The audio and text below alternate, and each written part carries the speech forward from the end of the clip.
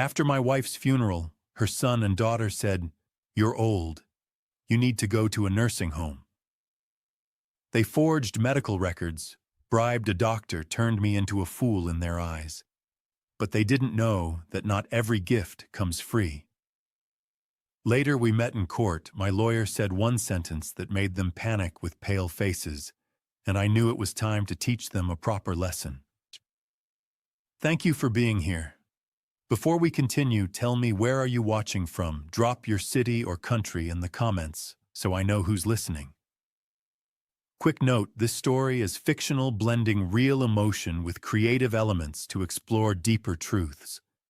The insights shared, they're meant to make you think.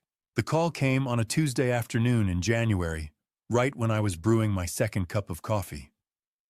I remember because the mug, Susan's favorite, the one with the faded University of Colorado logo, was still warm in my hand when my phone buzzed. The number wasn't saved, but the area code was local. Boulder.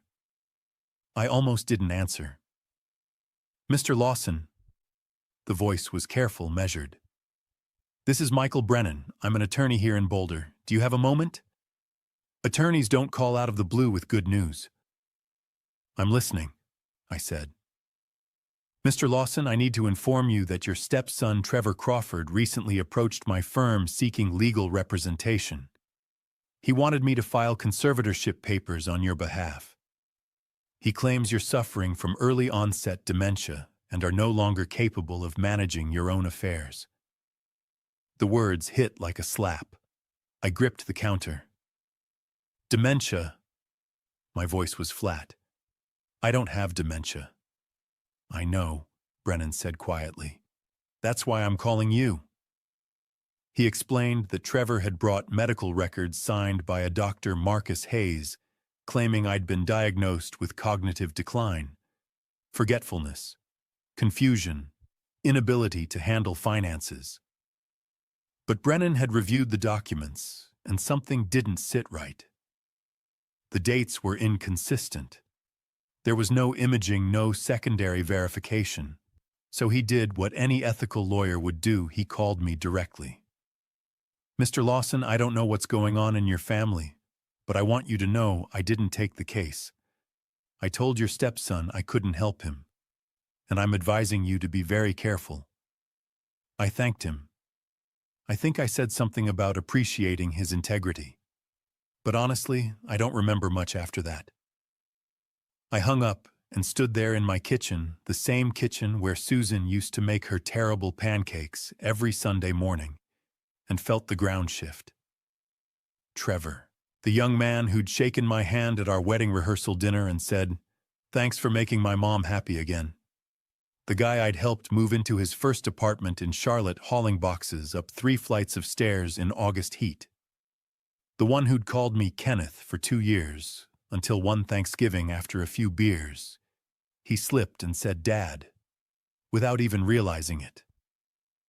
And Courtney. 19 when I married her mother, angry and convinced no one could replace her father. I didn't try. I just showed up. Paid for her wedding when she married Derek. Co-signed her business loan when she wanted to try real estate. Listened when she called crying about her miscarriages. They weren't mine by blood, but I'd loved them because Susan loved them. After she died, I thought they'd loved me back. I was wrong. I sank into the old leather chair by the window and stared out at the snow-dusted flatirons. Susan had been gone for 2 years now. 2 years since her heart gave out on a quiet April morning. 2 years since I held her hand in the hospital and watched the light leave. We'd had 20 good years. Not perfect, no marriage is, but solid.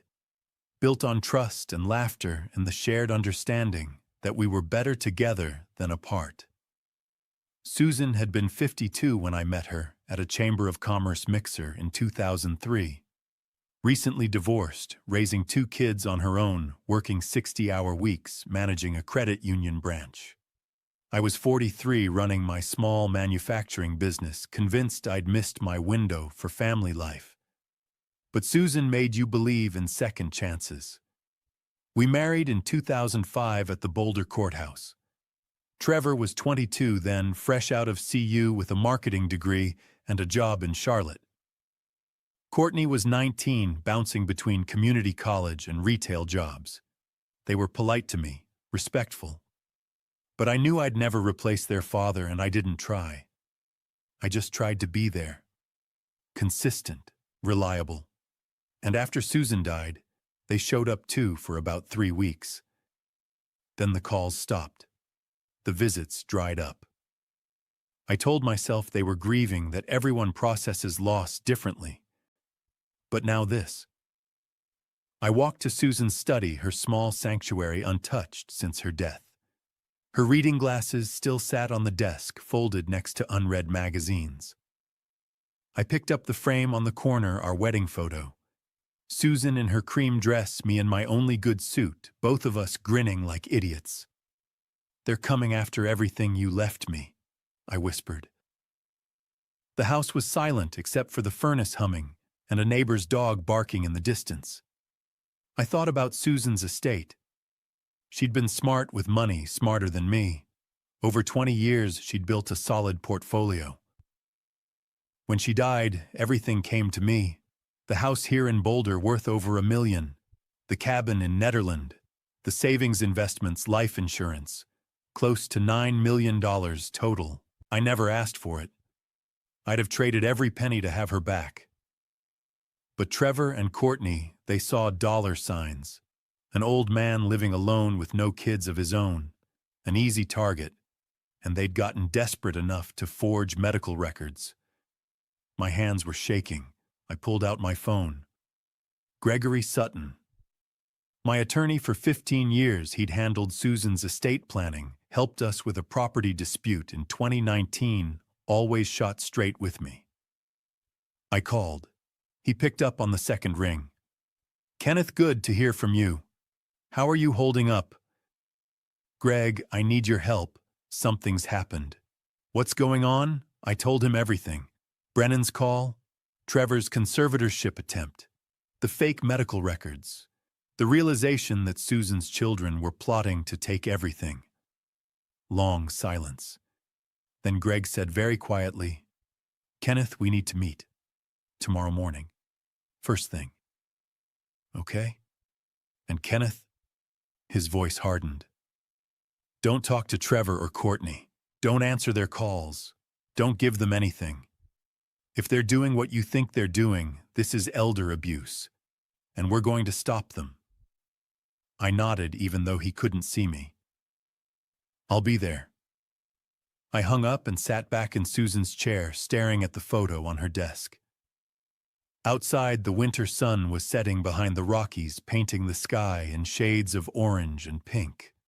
I looked at Susan's face in that photograph, her smile, her eyes full of light, and made her a promise. "I'll fight them, Susan," I whispered. "I swear. I'll fight."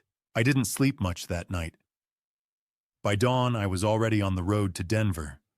Greg Sutton's office sat on the 16th floor of a glass tower downtown. His assistant waved me through without a word. She knew why I was here. Greg stood when I entered, hand extended. 58, graying at the temples, but still sharp. We'd met back in 2010 when Susan and I bought the Nederland cabin. Over the years, he'd become more than our attorney. He'd become a friend. "Kenneth." His grip was firm. "Sit down. Tell me everything." I walked him through Brennan's call, Trevor's conservatorship attempt, the fake medical records, the 2 years of distance after Susan died, then the sudden interest in my health. Greg listened without interrupting. When I finished, he leaned back and let out a long breath. "Elder abuse," he said flatly. "Financial exploitation. Trevor and Courtney are committing a felony." The words hung between us. "Greg, they're Susan's kids. And they're trying to rob you blind." His voice was hard. "Kenneth, I've seen this a dozen times. Adult children circle like vultures the moment a parent is alone. They convince themselves they deserve the money more. I looked at my hands. Steady. Still strong. I don't have dementia. I know you don't, but that's not the point. The point is they're willing to lie to get what they want. He pulled a folder from his desk. Susan's will. Do you remember the no contest clause? I frowned. The what? She insisted on it 3 years ago, right after her diagnosis. Said she wanted to protect you. He slid a document across the desk. Article 7, Section 3, read it. I scanned the page. The legal language was dense but clear. If any beneficiary contests this will attempts to harm the primary beneficiary or seeks to have the primary beneficiary declared incompetent for financial gain, said beneficiary shall forfeit all rights under this will. Susan left them something, a $500,000 trust fund, split between Trevor and Courtney, accessible when they turned 50. Greg's eyes were steady. But the moment they filed that conservatorship petition, they triggered the clause. They've already lost it. My chest tightened. Susan had known. Even dying, she'd seen this coming. Why didn't you tell me? She asked me not to. Said she hoped she was wrong, and if she was no point poisoning the well. Greg closed the folder. But she wasn't wrong. And now we have a choice. What choice? We fight this head-on, file a response, get you evaluated, prove you're competent, shut them down. He paused. Or we do something more strategic. I leaned forward. I'm listening. We let them think they're winning. You play along, act forgetful, confused. Meanwhile, we build a case. Hire a PI to document their fraud. Secure your assets. And when they show up in court confident they've won, we drop the hammer. The idea made my stomach turn. You want me to pretend to be senile. I want you to give them enough rope to hang themselves. Greg's voice softened. If we go after them now, they'll deny everything. But if we let them commit, let them dig deeper, we prove intent. Conspiracy, fraud. Not just stop them, but destroy them.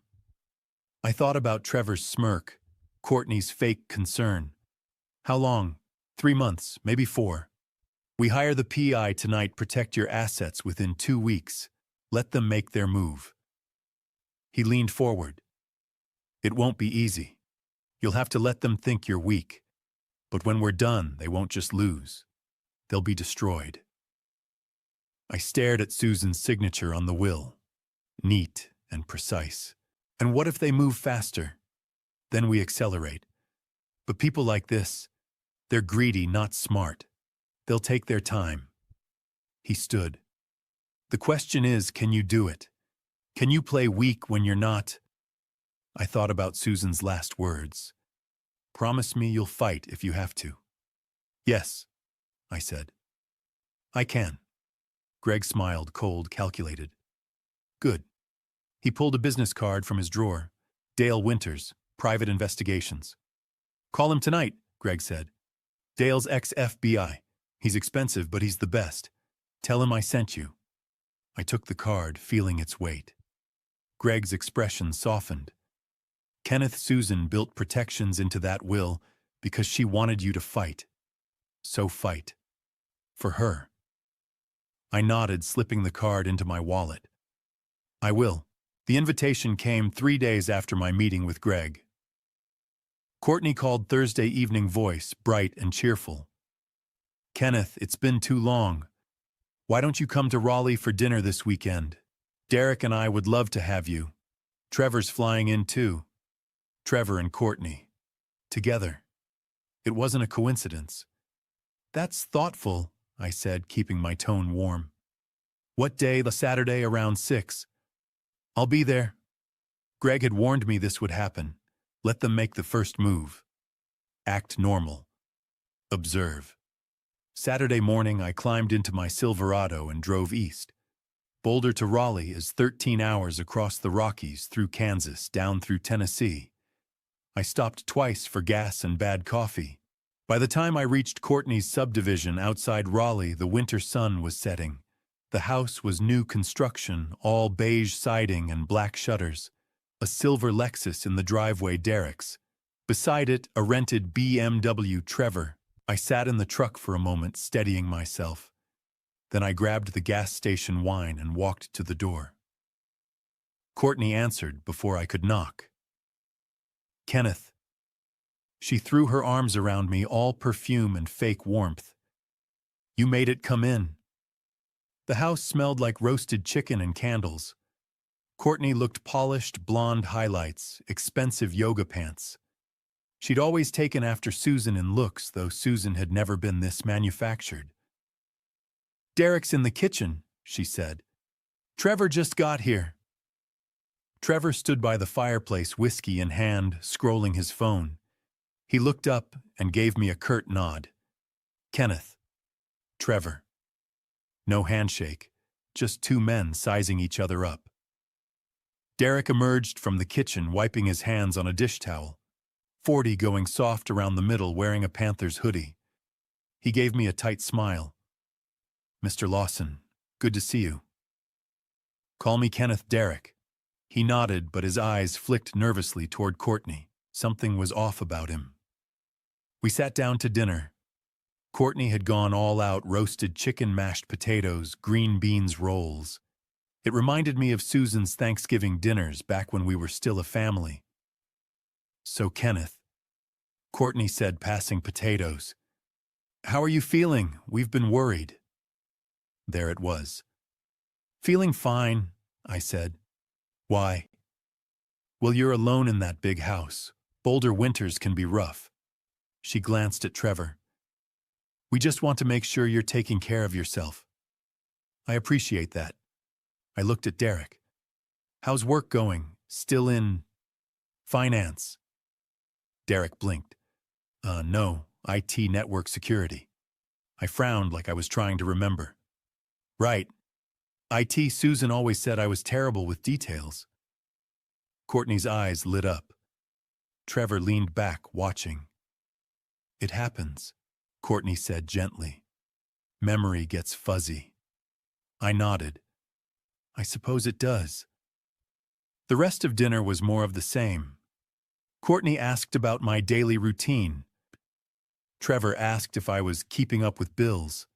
They were fishing, building a case. And I let them. I forgot the neighbor's name I'd mentioned 5 minutes earlier.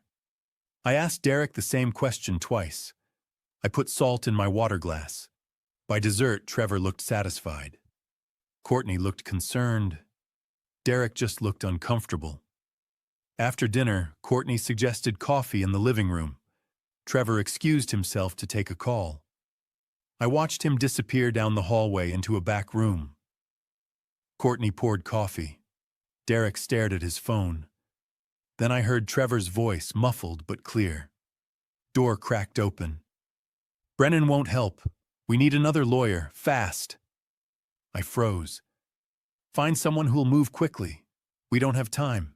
The old man's slipping, but he's not gone yet." My hands tightened around the coffee cup. Trevor walked back in phone-pocketed face, unreadable. He sat across from me and smiled. "So, Kenneth, have you given any thought to assisted living? You'd have help. Companionship. Might be nice."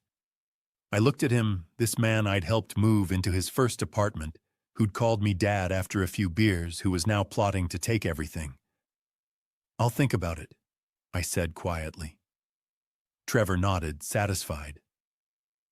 An hour later, I said my goodbyes. Courtney hugged me, told me to drive safe. Trevor shook my hand, firm, cold. Derek walked me to the door and muttered, "Take care, Kenneth." I climbed into my truck and started the engine. My hands were shaking. I sat there staring at the house, replaying Trevor's words. "We need another lawyer. Fast. The old man's slipping." Then I pulled out my phone and called Dale Winters. He answered on the second ring. "Mr. Lawson." "They're moving faster than we thought," I said.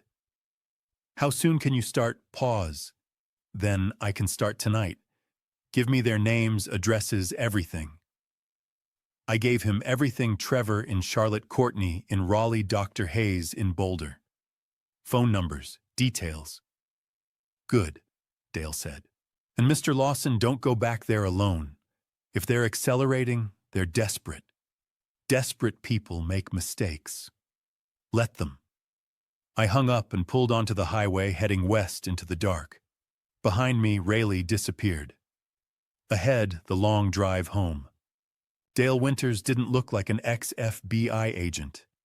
He looked like somebody's grandfather: silver hair, wire-rimmed glasses, fleece jacket with a coffee stain. We met at a cafe on Pearl Street in downtown Boulder, the kind with reclaimed wood tables and local art on the walls. He was already there when I arrived, sitting in the back corner with a laptop open. He stood when he saw me. Mr. Lawson, Dale Winters. His grip was firm, his eyes were sharp. We sat. I ordered coffee I didn't want and got straight to the point. Greg Sutton said, "You're the best." Greg's generous. Dale closed his laptop. Walk me through it. I told him everything. Brennan's call, Trevor's conservatorship attempt, the fake medical records signed by Dr. Marcus Hayes, the dinner in Raleigh, Trevor's phone call about finding another lawyer. Dale took notes on a yellow legal pad. When I finished, he tapped his pen against the table. Dr. Marcus Hayes. He your regular physician was. I stopped seeing him last year. Trevor recommended him back in 2020. They're golf buddies. Dale wrote that down. And you're sure the records are fake? I haven't seen Hayes since last March. No way he diagnosed me with dementia. Good. That's fraud. He flipped a page. What do you want me to find? Everything. Trevor and Courtney's finances, their communications, proof they're conspiring, proof Hayes took money. Dale nodded. That'll take time, and it won't be cheap. I don't care what it costs. He studied me, then nodded.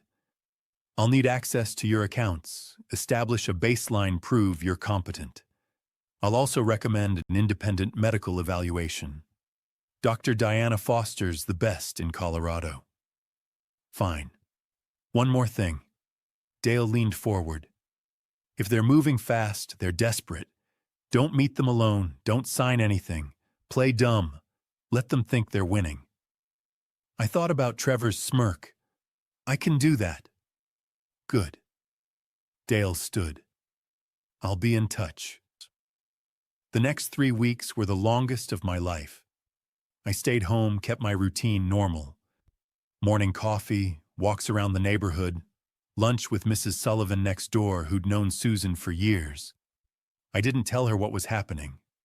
Not yet. Dale worked. He called every few days with updates, bank records, phone logs, emails, building a file piece by piece. Then late February he called. We need to meet. I've got something. Same cafe. Dale slid a manila folder across the table. Open it. Inside were printouts, bank statements, credit reports, text logs, email threads. I scanned the pages. My stomach dropped. Trevor owed $285,000 to offshore gambling sites and underground lenders. Payment deadline March 15th, 3 weeks away.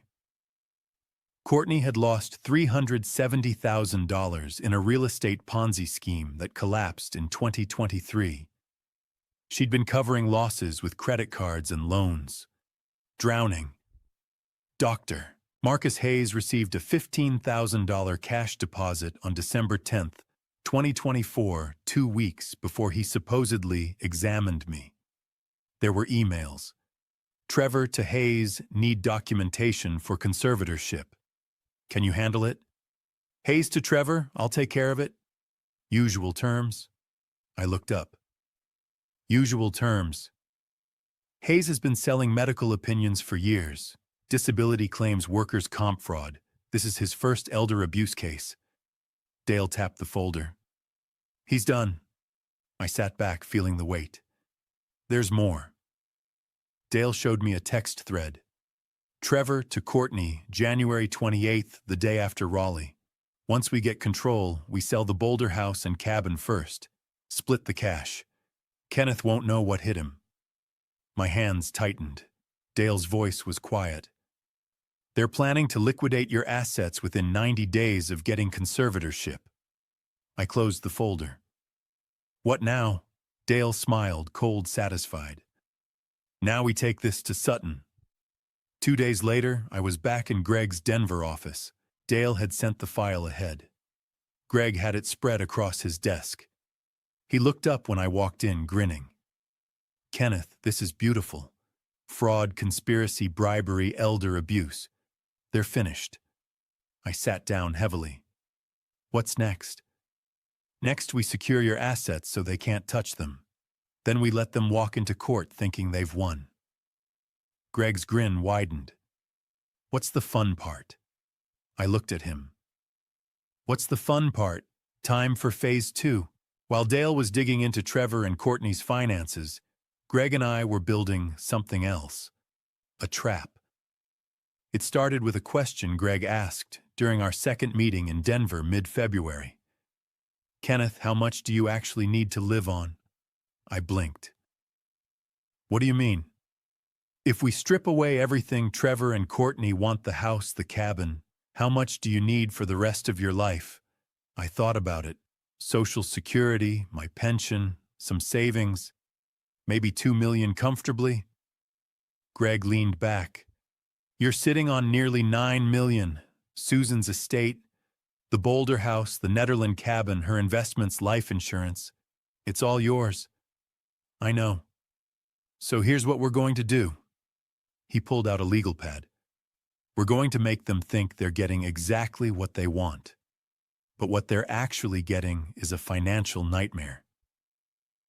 He explained the plan. Elegant, brutal, perfectly legal. Colorado law allows something called a gift deed, transferring property without compensation. Crucially, the recipient doesn't have to sign it. If properly notarized and recorded, it's binding. So I can just give them the house and cabin, not just the properties, Greg said. The properties with massive mortgages attached, mortgages that exceed their value. I stared. How? You take out new loans against both properties, big ones. Then you transfer the deeds to Trevor and Courtney. They inherit the real estate and all the debt. My chest tightened. That's legal. Perfectly. You own them. You can borrow against your own property and gift it to anyone. He smiled. They'll own 2 beautiful properties and owe more than they're worth. They'll be underwater. Deeply. And my liquid assets? We move them into an irrevocable trust. Lawson Holdings, LLC, you're the trustee, but the assets are protected. Trevor and Courtney can't touch them even with conservatorship. We've got time. Barely. But yes. Greg leaned forward. This'll take 3 weeks. It'll be tight. But if we move fast, we can lock everything down before they file. I thought about Susan. The no contest clause. The way she'd been 10 steps ahead, even dying. Let's do it. Over the next 3 weeks, I became very familiar with banks and title companies. First, the mortgages. I walked into First Mountain Bank in Boulder and applied for a home equity loan on the Boulder house. Property value $1.05 million. I borrowed $1.48 million. The loan officer blinked. Mr. Lawson, that's more than the appraised value. I'm using additional business assets as collateral, I said, sliding over documents Greg had prepared. Lawson Holdings had enough capital to satisfy their risk assessment. They approved it. 2 days later, I did the same with the Netherland cabin. Value $920,000. Loan $1.1 million. Total mortgages $2.58 million. Combined property value $1.97 million. Net equity, negative $610,000. Meanwhile, Greg was moving my liquid assets. The $5.8 million Susan had left me, savings investments, life insurance all went into Lawson Holdings, LLC. Once inside, it was untouchable. Even if Trevor and Courtney got conservatorship, they couldn't access the trust. By early March, everything was in place. I sat in Greg's office on a cold Thursday afternoon, staring at two pieces of paper. Gift deeds. One transferring 1,247 Mapleton Avenue, Boulder, to Trevor Crawford. One transferring 455 Peak Vista Road, Nederland, to Courtney Crawford. Both properties. Both mortgages. No purchase price. Just gifts. Greg slid a pen across the desk. Sign here, here, and here. My hand hovered. They'll accept these. Not yet. We don't file them until after the court hearing. Right now, they think they're going to win conservatorship and take control. They don't know we've moved the liquid assets, and they definitely don't know about the mortgages. Greg smiled. At the hearing, when the judge denies their petition, we'll offer a settlement. You'll agree to transfer the house and cabin as a goodwill gesture. They'll jump at it. Then we file these deeds. And they'll owe $2.58 million in mortgages on properties worth $1.97 million, plus their personal debts. Trevor's $285,000 gambling, Courtney's $370,000 Ponzi losses. He leaned back. They'll be ruined. I picked up the pen. My hand was steady. I signed. Greg took the deeds and locked them in his safe. They'll think they've won, he said quietly. Then we'll file these. I looked at the closed safe, feeling something dark settle in my chest. Not satisfaction, resolve. Susan would call this poetic justice, I said. Greg nodded. Susan was a smart woman. I stood to leave. At the door, I turned back. Greg, when this is over, when they realize what they've done, they're going to hate me. He met my eyes. Kenneth, they already hate you. They just haven't admitted it yet. I drove home in silence, the weight pressing down. Somewhere in Charlotte, Trevor was planning his next move. Somewhere in Raleigh, Courtney was checking her bank account.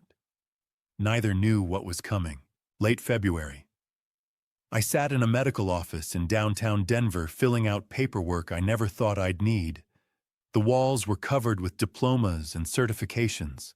Dr. Diana Foster, M.D. Geriatric Neurology, Johns Hopkins, Harvard Medical School. Dale had recommended her.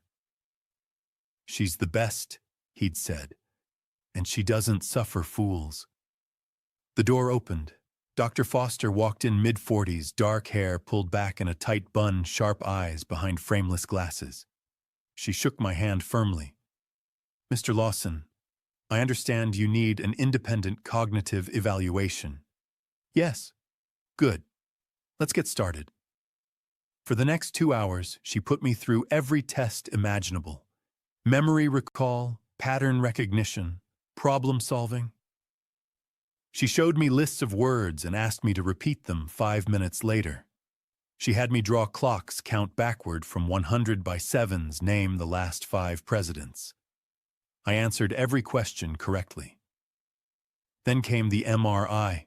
I lay in the machine for 40 minutes, listening to the rhythmic thumping, staring at the white ceiling, thinking about Susan, about Trevor and Courtney, about how it had come to this.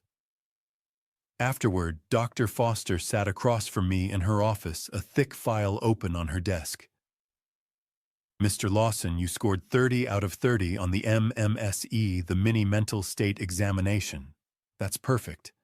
Your MRI shows no abnormalities, no atrophy, no signs of dementia, Alzheimer's, or any cognitive decline whatsoever.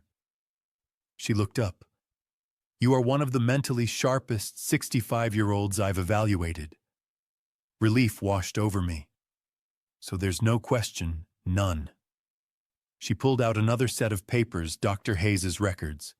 Her expression darkened. But these are fabricated. There's no imaging. The dates are inconsistent. No secondary verification. Whoever signed these committed fraud. Dr. Marcus Hayes. He's a friend of my stepson.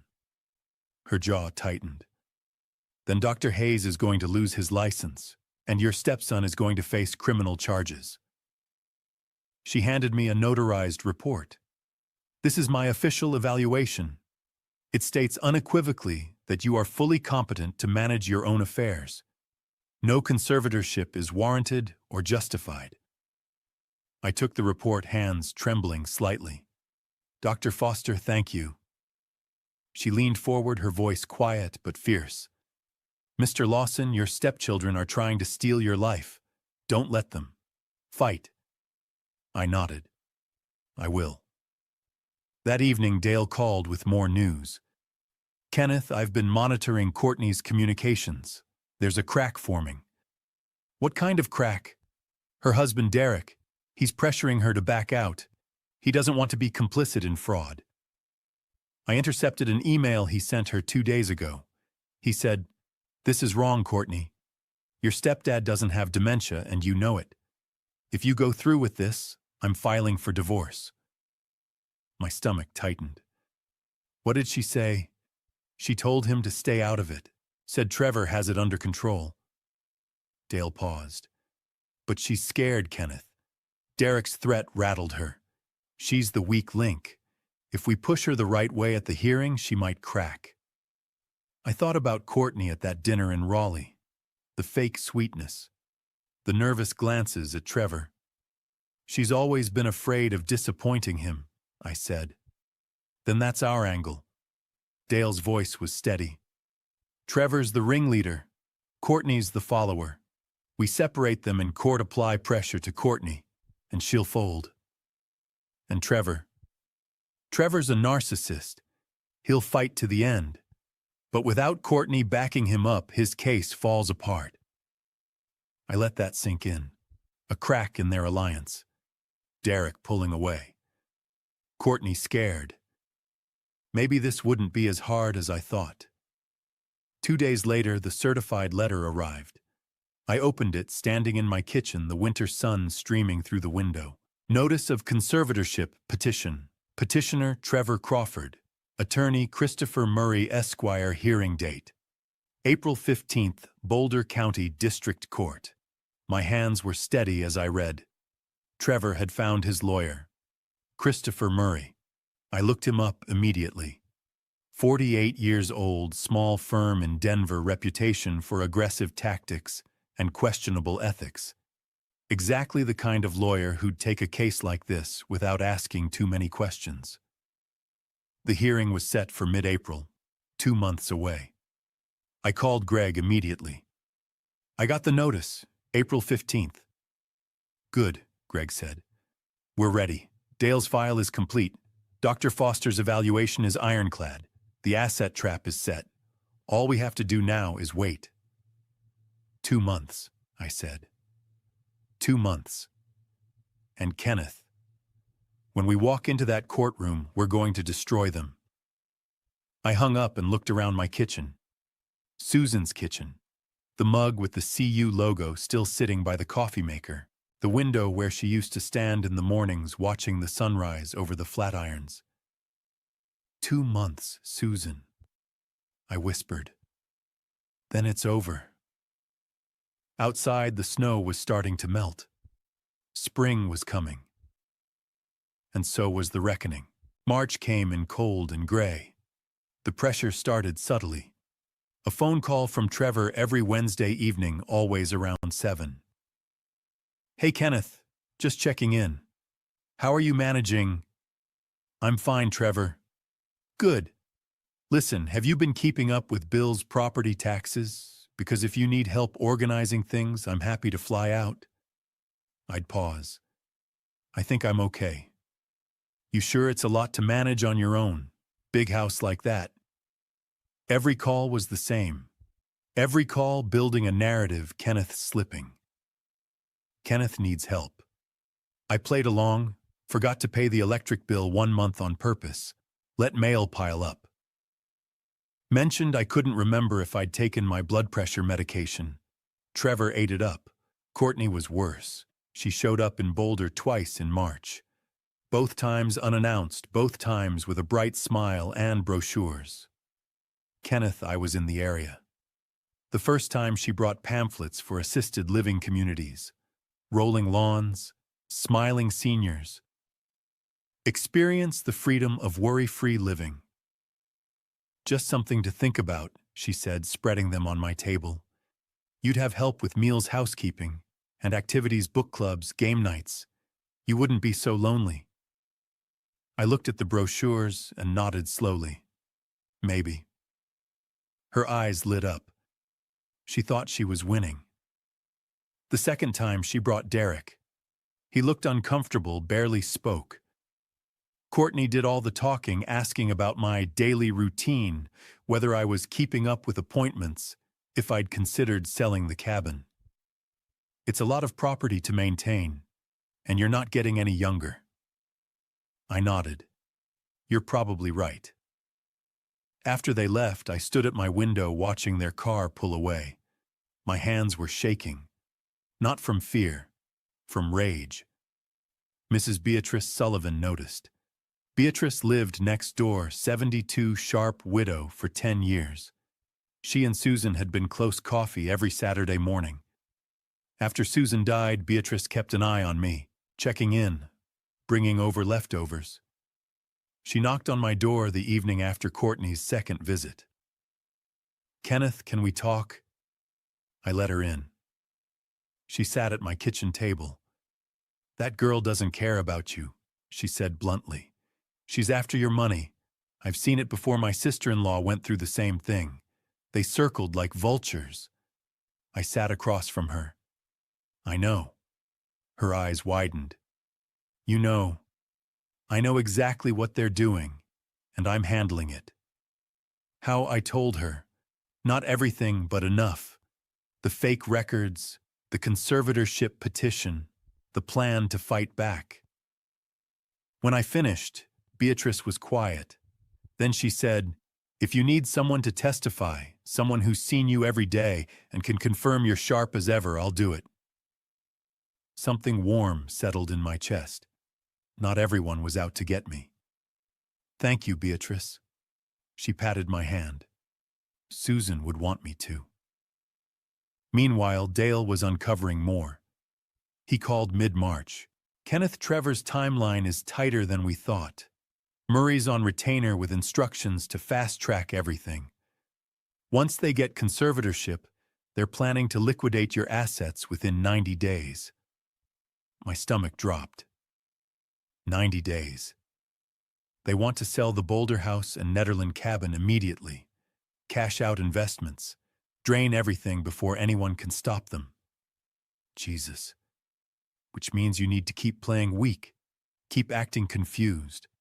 Let them think they've won. I gripped the phone. How much longer? 4 weeks. The hearing's April 15th. Just hold on. 4 weeks. 28 days of pretending. I could do it. I had to. The hardest part came near the end of March. Trevor left a voicemail. I listened, standing in my kitchen, late afternoon sun slanting through the window. Hey, Dad. His voice was smooth, almost gentle. Just wanted to say we're doing this for your own good.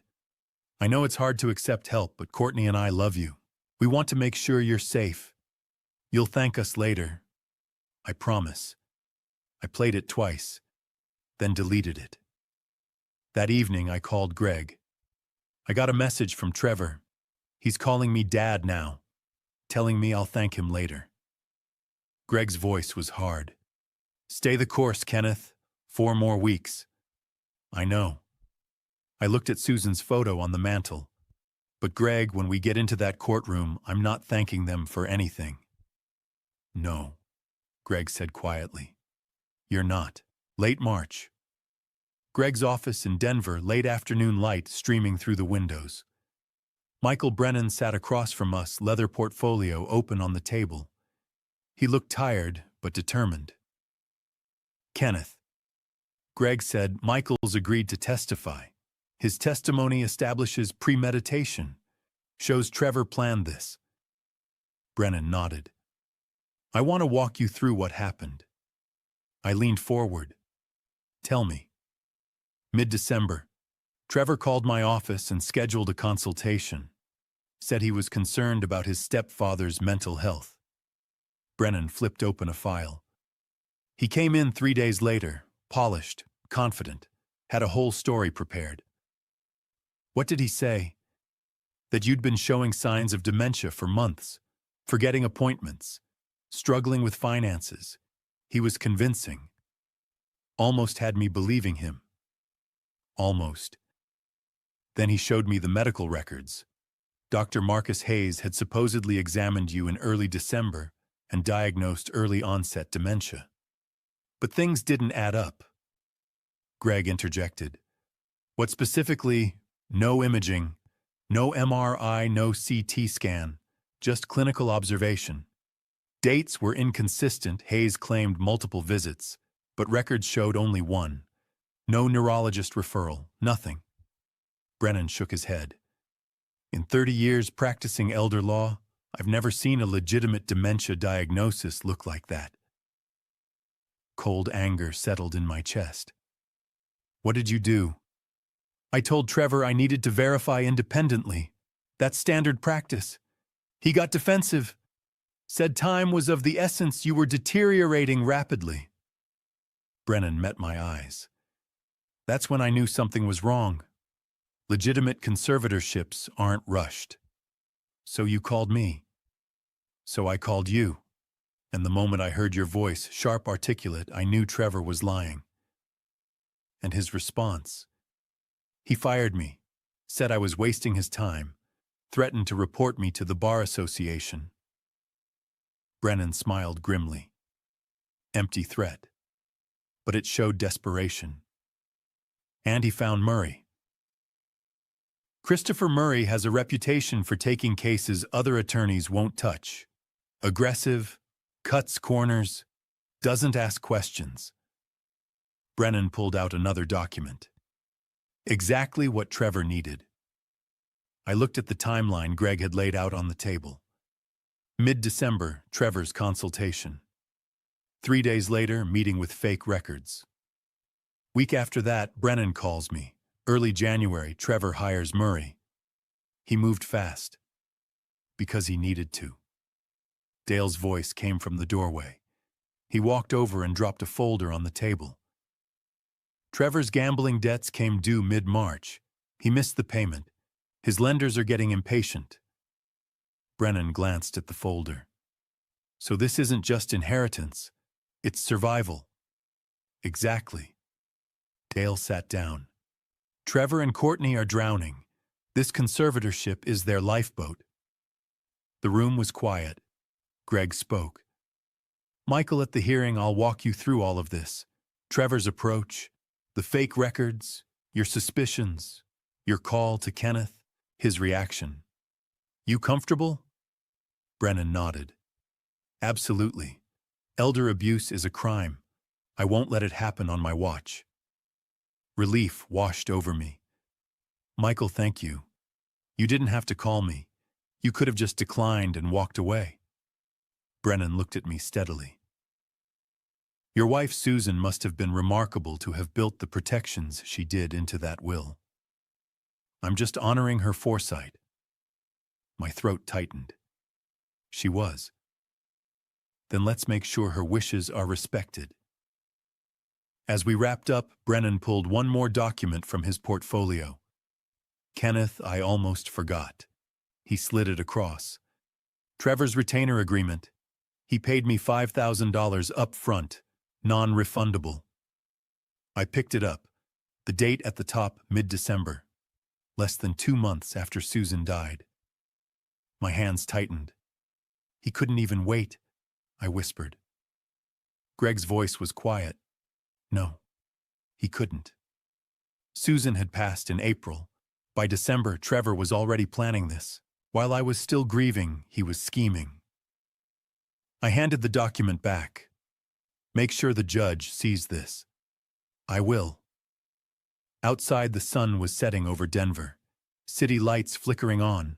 17 days until the hearing. I was ready. April 14th.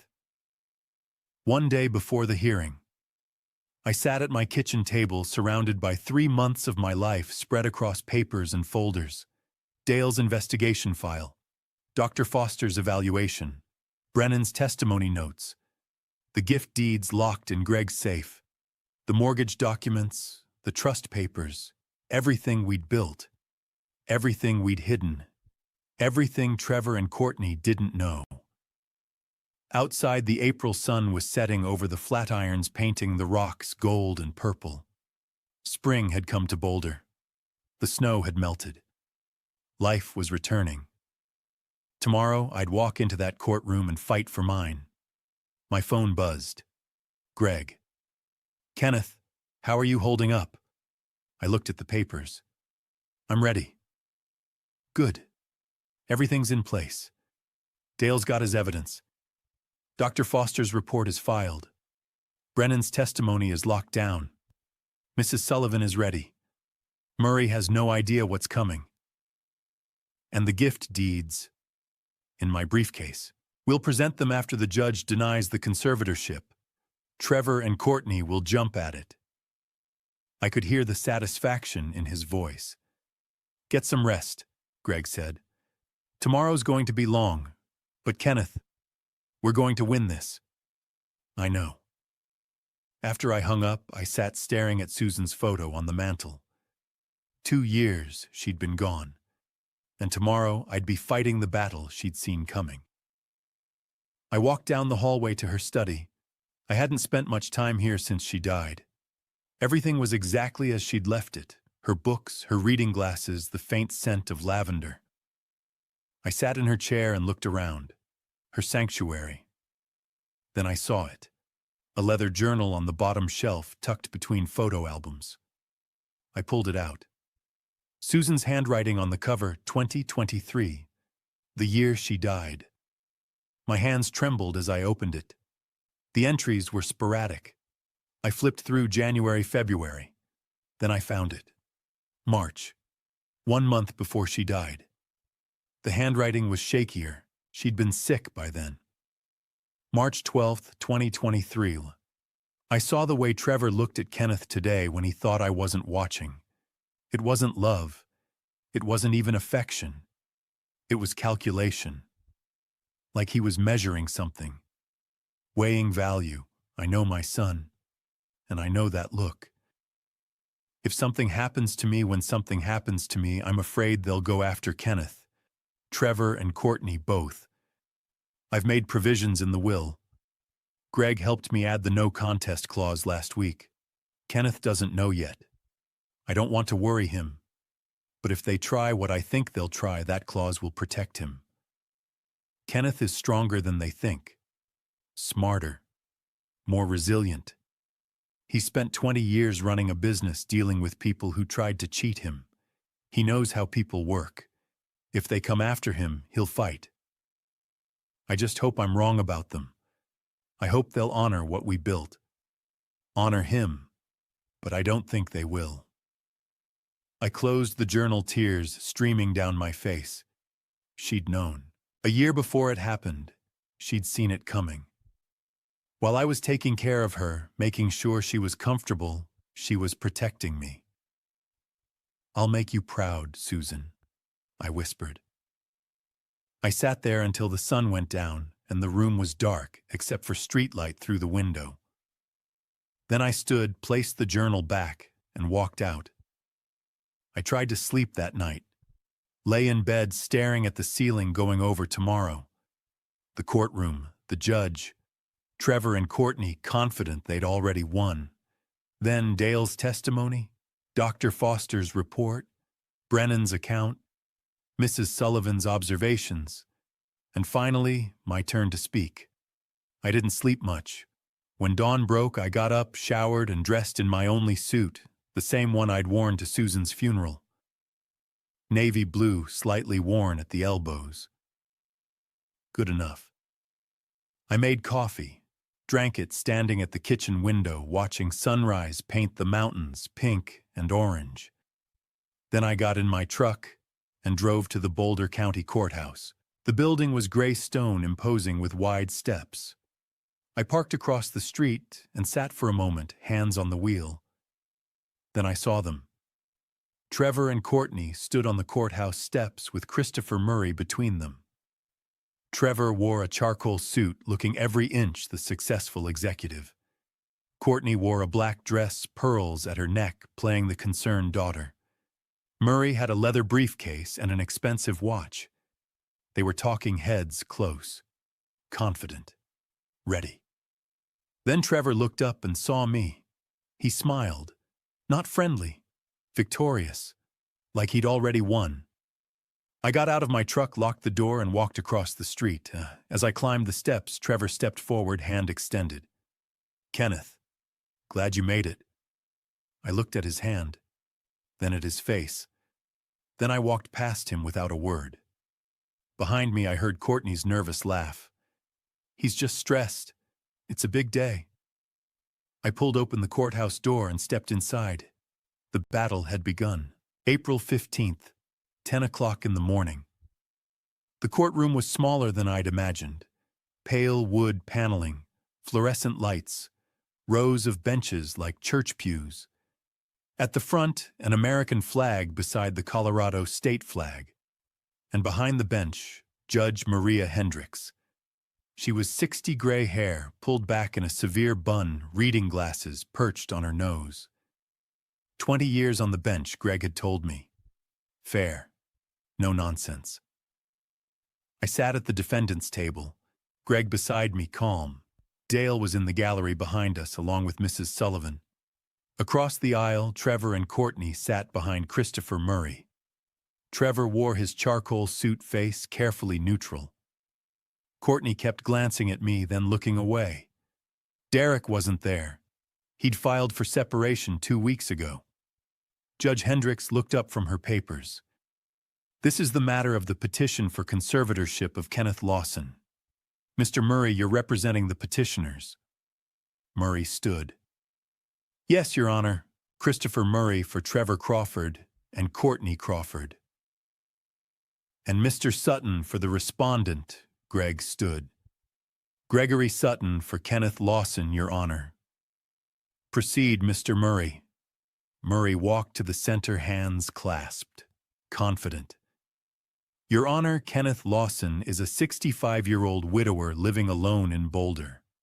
Over the past year, he has exhibited clear signs of cognitive decline, memory loss, confusion, inability to manage finances.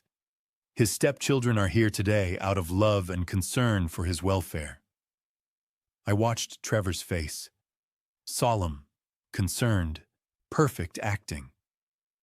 "We have medical evidence from Dr. Marcus Hayes confirming Mr. Lawson's diagnosis of early-onset dementia." Murray held up a folder. "Dr. Hayes examined Mr. Lawson in December and documented significant cognitive impairment." He handed the folder to the bailiff. Judge Hendricks flipped through it, expression unreadable. Murray continued. "We're not here to take anything. We're here to protect him, to ensure he receives the care he needs." He sat down. Trevor whispered something to him. Murray nodded. Judge Hendricks looked at Greg. "Mr. Sutton."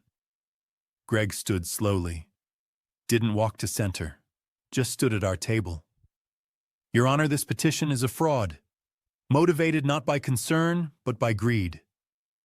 Trevor Crawford and Courtney Crawford are attempting to seize control of Mr. Lawson's substantial estate valued at nearly $9 million by falsely claiming he's incompetent." His voice was calm, deadly. "Mr. Lawson is fully capable. He has been independently evaluated by Dr. Diana Foster, one of Colorado's leading geriatric neurologists, who found zero evidence of cognitive decline. And we will prove the medical records submitted are fabricated." A murmur rippled through the courtroom. Trevor's jaw tightened. Judge Hendricks raised an eyebrow. "That's a serious allegation, Mr. Sutton." It's a serious case, Your Honor. She looked at Murray. Mr. Murray, present your medical evidence. Yes, Your Honor. I call Dr. Marcus Hayes. Hayes walked to the witness stand. 52, graying blue button-down and khakis. Nervous. The bailiff swore him in. Murray approached. Dr. Hayes, describe your relationship with Kenneth Lawson. I was his primary care physician from 2020 until last year. Did you examine Mr. Lawson in December? Hayes glanced at Trevor. Yes. December 5th. What did you observe? Memory loss, confusion, difficulty following conversations. He struggled to recall recent events. Based on clinical observation, I diagnosed early-onset dementia. And you documented this? Yes. Murray nodded. No further questions. Judge Hendricks looked at Greg. Cross-examination. Greg stood and walked slowly toward the stand. Didn't say anything, just looked at Hayes. Let the silence stretch. Then, Dr. Hayes, when was the last time you ordered an MRI for Mr. Lawson? Hayes blinked. I didn't order one. You didn't order an MRI? No. What about a CT scan? No. Any brain imaging at all? No. Greg let that hang. So you diagnosed dementia, a degenerative brain disease, without ever looking at his brain. Hayes shifted. Clinical observation is often sufficient for initial diagnosis. Initial diagnosis, Greg repeated. And did you refer Mr. Lawson to a neurologist? No. Did you conduct cognitive testing, MMSEMOCA, any standardized assessment? Hayes hesitated. I conducted an informal assessment during the visit. Informal. Greg picked up a paper. Dr. Hayes, according to your records, you conducted multiple visits with Mr. Lawson in November and December. But Mr. Lawson's bank records show he only visited your office once in the past year in March. Not December. Not November. March. The color drained from Hayes's face. So either your records are wrong or you fabricated them. Which is it? Murray shot to his feet. Objection. Badgering the witness. Judge Hendricks looked at Greg. Mr. Sutton. Withdrawn, Your Honor. No further questions for Dr. Hayes at this time. Greg walked back. Hayes sat frozen. Judge Hendricks looked skeptical. She glanced at Murray, then at the records. Mr. Sutton, do you have witnesses? Greg stood. Yes, Your Honor. Several. Murray still looked confident. He thought Hayes had done enough. Thought we had nothing. He was wrong. Greg looked at the judge. I call Dale Winters. Dale Winters stood and walked to the witness stand. He moved like someone who'd done this before, calm, unhurried, completely at ease. The bailiff swore him in. Greg approached. Mr. Winters, please state your occupation. I'm a private investigator. I've been licensed in Colorado for 15 years. And before that, I spent 25 years with the Federal Bureau of Investigation specializing in financial fraud and white-collar crime. Greg let that sink in. The courtroom was quiet. Mr. Winters, were you hired to investigate this case? Yes. Mr. Lawson retained my services in late January to investigate allegations of fraud related to this conservatorship petition. And what did you find? Dale opened a folder on his lap. I found evidence of conspiracy, fraud, bribery, and elder abuse. Murray half stood. Objection, that's inflammatory. Judge Hendricks held up a hand. Overruled. Mr. Winters is qualified to assess evidence of fraud. Continue. Dale nodded. Let me walk through it chronologically. He pulled out the first document. On December 10th, Dr. Marcus Hayes received a cash deposit of $15,000 into his personal checking account. The deposit was made at a Wells Fargo branch in downtown Boulder. Surveillance footage shows Trevor Crawford making the deposit. He slid a photo across to the bailiff who handed it to the judge. It showed Trevor at a bank counter, clear as day. 2 weeks later, on December 23rd, Dr. Hayes signed medical records diagnosing Mr. Lawson with early-onset dementia. Records Mr. Lawson testified earlier were fabricated, as he had not seen Dr. Hayes since March. Dale pulled out more documents. I also obtained email correspondence between Trevor Crawford and Dr. Hayes. On December 8th, Trevor wrote, "Need documentation for conservatorship. Can you handle it?" Dr. Hayes replied, "I'll take care of it. Usual terms." He looked up. Usual terms. This wasn't the first time Dr. Hayes had sold medical opinions. The courtroom was completely silent now. Everyone was listening. Dale continued, "I also investigated the financial situations of both petitioners. Trevor Crawford owes $285,000 to offshore gambling sites and underground lenders. Payment was due March 15th. He missed it. The lenders are threatening legal action." He pulled out credit reports. Courtney Crawford lost $370,000 in a real estate Ponzi scheme that collapsed. She's been covering the losses with credit cards and personal loans. She's drowning. I watched Courtney. She was crying now, quietly, shoulders shaking. Derek wasn't there to comfort her. "These debts provide clear motive," Dale said. "Both petitioners are facing financial ruin. Mr. Lawson's estate is valued at approximately $9 million. If they obtained conservatorship, they would have access to those funds within 90 days. 90 days, Greg repeated. Yes. I intercepted communications showing they planned to liquidate Mr. Lawson's assets immediately upon gaining control. Dale pulled out a printed text message. This is from Trevor Crawford to Courtney Crawford, dated January 28th.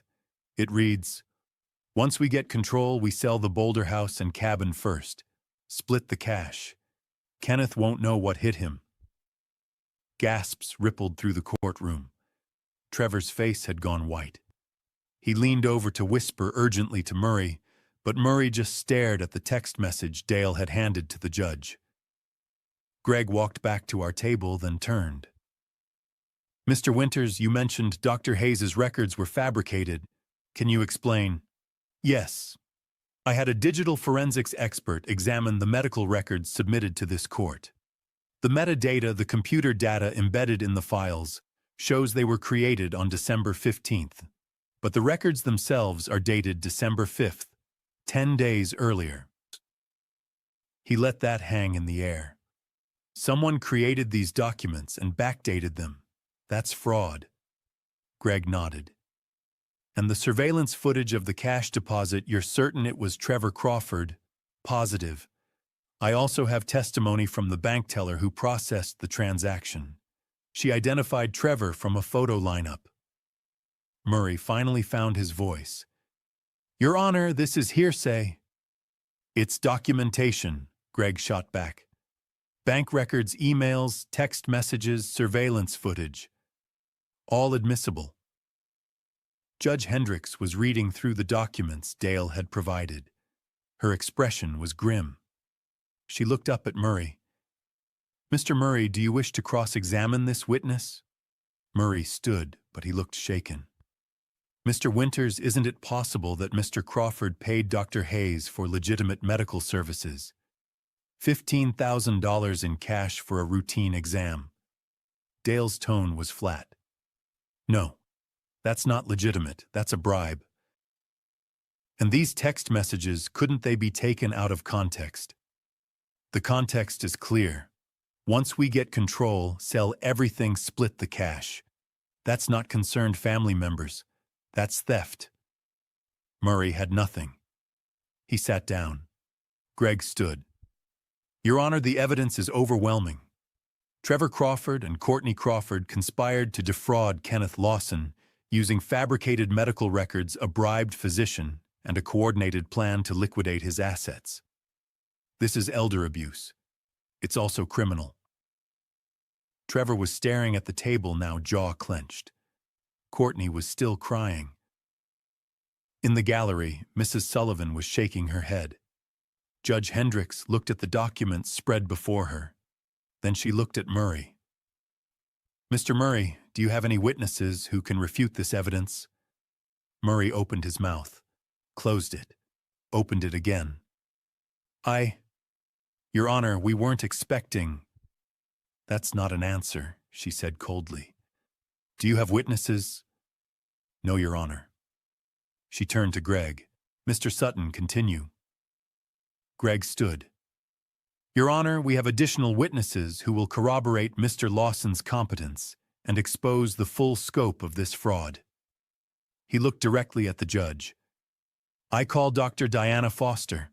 Dr. Diana Foster walked to the witness stand with the same confidence she'd had in her office. Composed, professional, unshakable. The bailiff swore her in. Greg approached. "Dr. Foster, please state your credentials." "I'm a board-certified geriatric neurologist. I completed my residency at Johns Hopkins and my fellowship at Harvard Medical School. I've been practicing in Colorado for 18 years, specializing in cognitive disorders and dementia." Greg nodded. "And did you evaluate Kenneth Lawson?" "Yes, in late February at the request of his attorney." "What tests did you perform?" Dr. Foster opened a folder. "I conducted a comprehensive cognitive evaluation, the Mini Mental State Examination, or MMSE. Mr. Lawson scored 30 out of 30, a perfect score. I also ordered an MRI, which showed no abnormalities, no atrophy, no signs of stroke tumor or any structural brain damage. Finally, I conducted a psychiatric evaluation to rule out depression or anxiety that might mimic cognitive decline. None present. And your conclusion, Mr. Lawson is fully competent. His cognitive function is excellent. There is zero evidence of dementia, Alzheimer's disease, or any form of cognitive impairment." She looked directly at Judge Hendricks. "In fact, Mr. Lawson is one of the mentally sharpest 65-year-olds I've evaluated in my career." The courtroom was silent. Greg walked back to our table and picked up Dr. Hayes's records. He handed them to Dr. Foster. "Dr. Foster, have you reviewed the medical records submitted by Dr. Marcus Hayes?" She flipped through them, expression darkening. "Yes." "And your professional opinion?" "These are fabricated." Her voice was cold. "There's no imaging, no MRI, no CT scan. The dates are inconsistent. Dr. Hayes claims multiple visits in November and December, but provides documentation for only one alleged exam. There's no neurologist referral, which is standard practice for any dementia diagnosis, and there's no standardized cognitive testing." She closed the folder.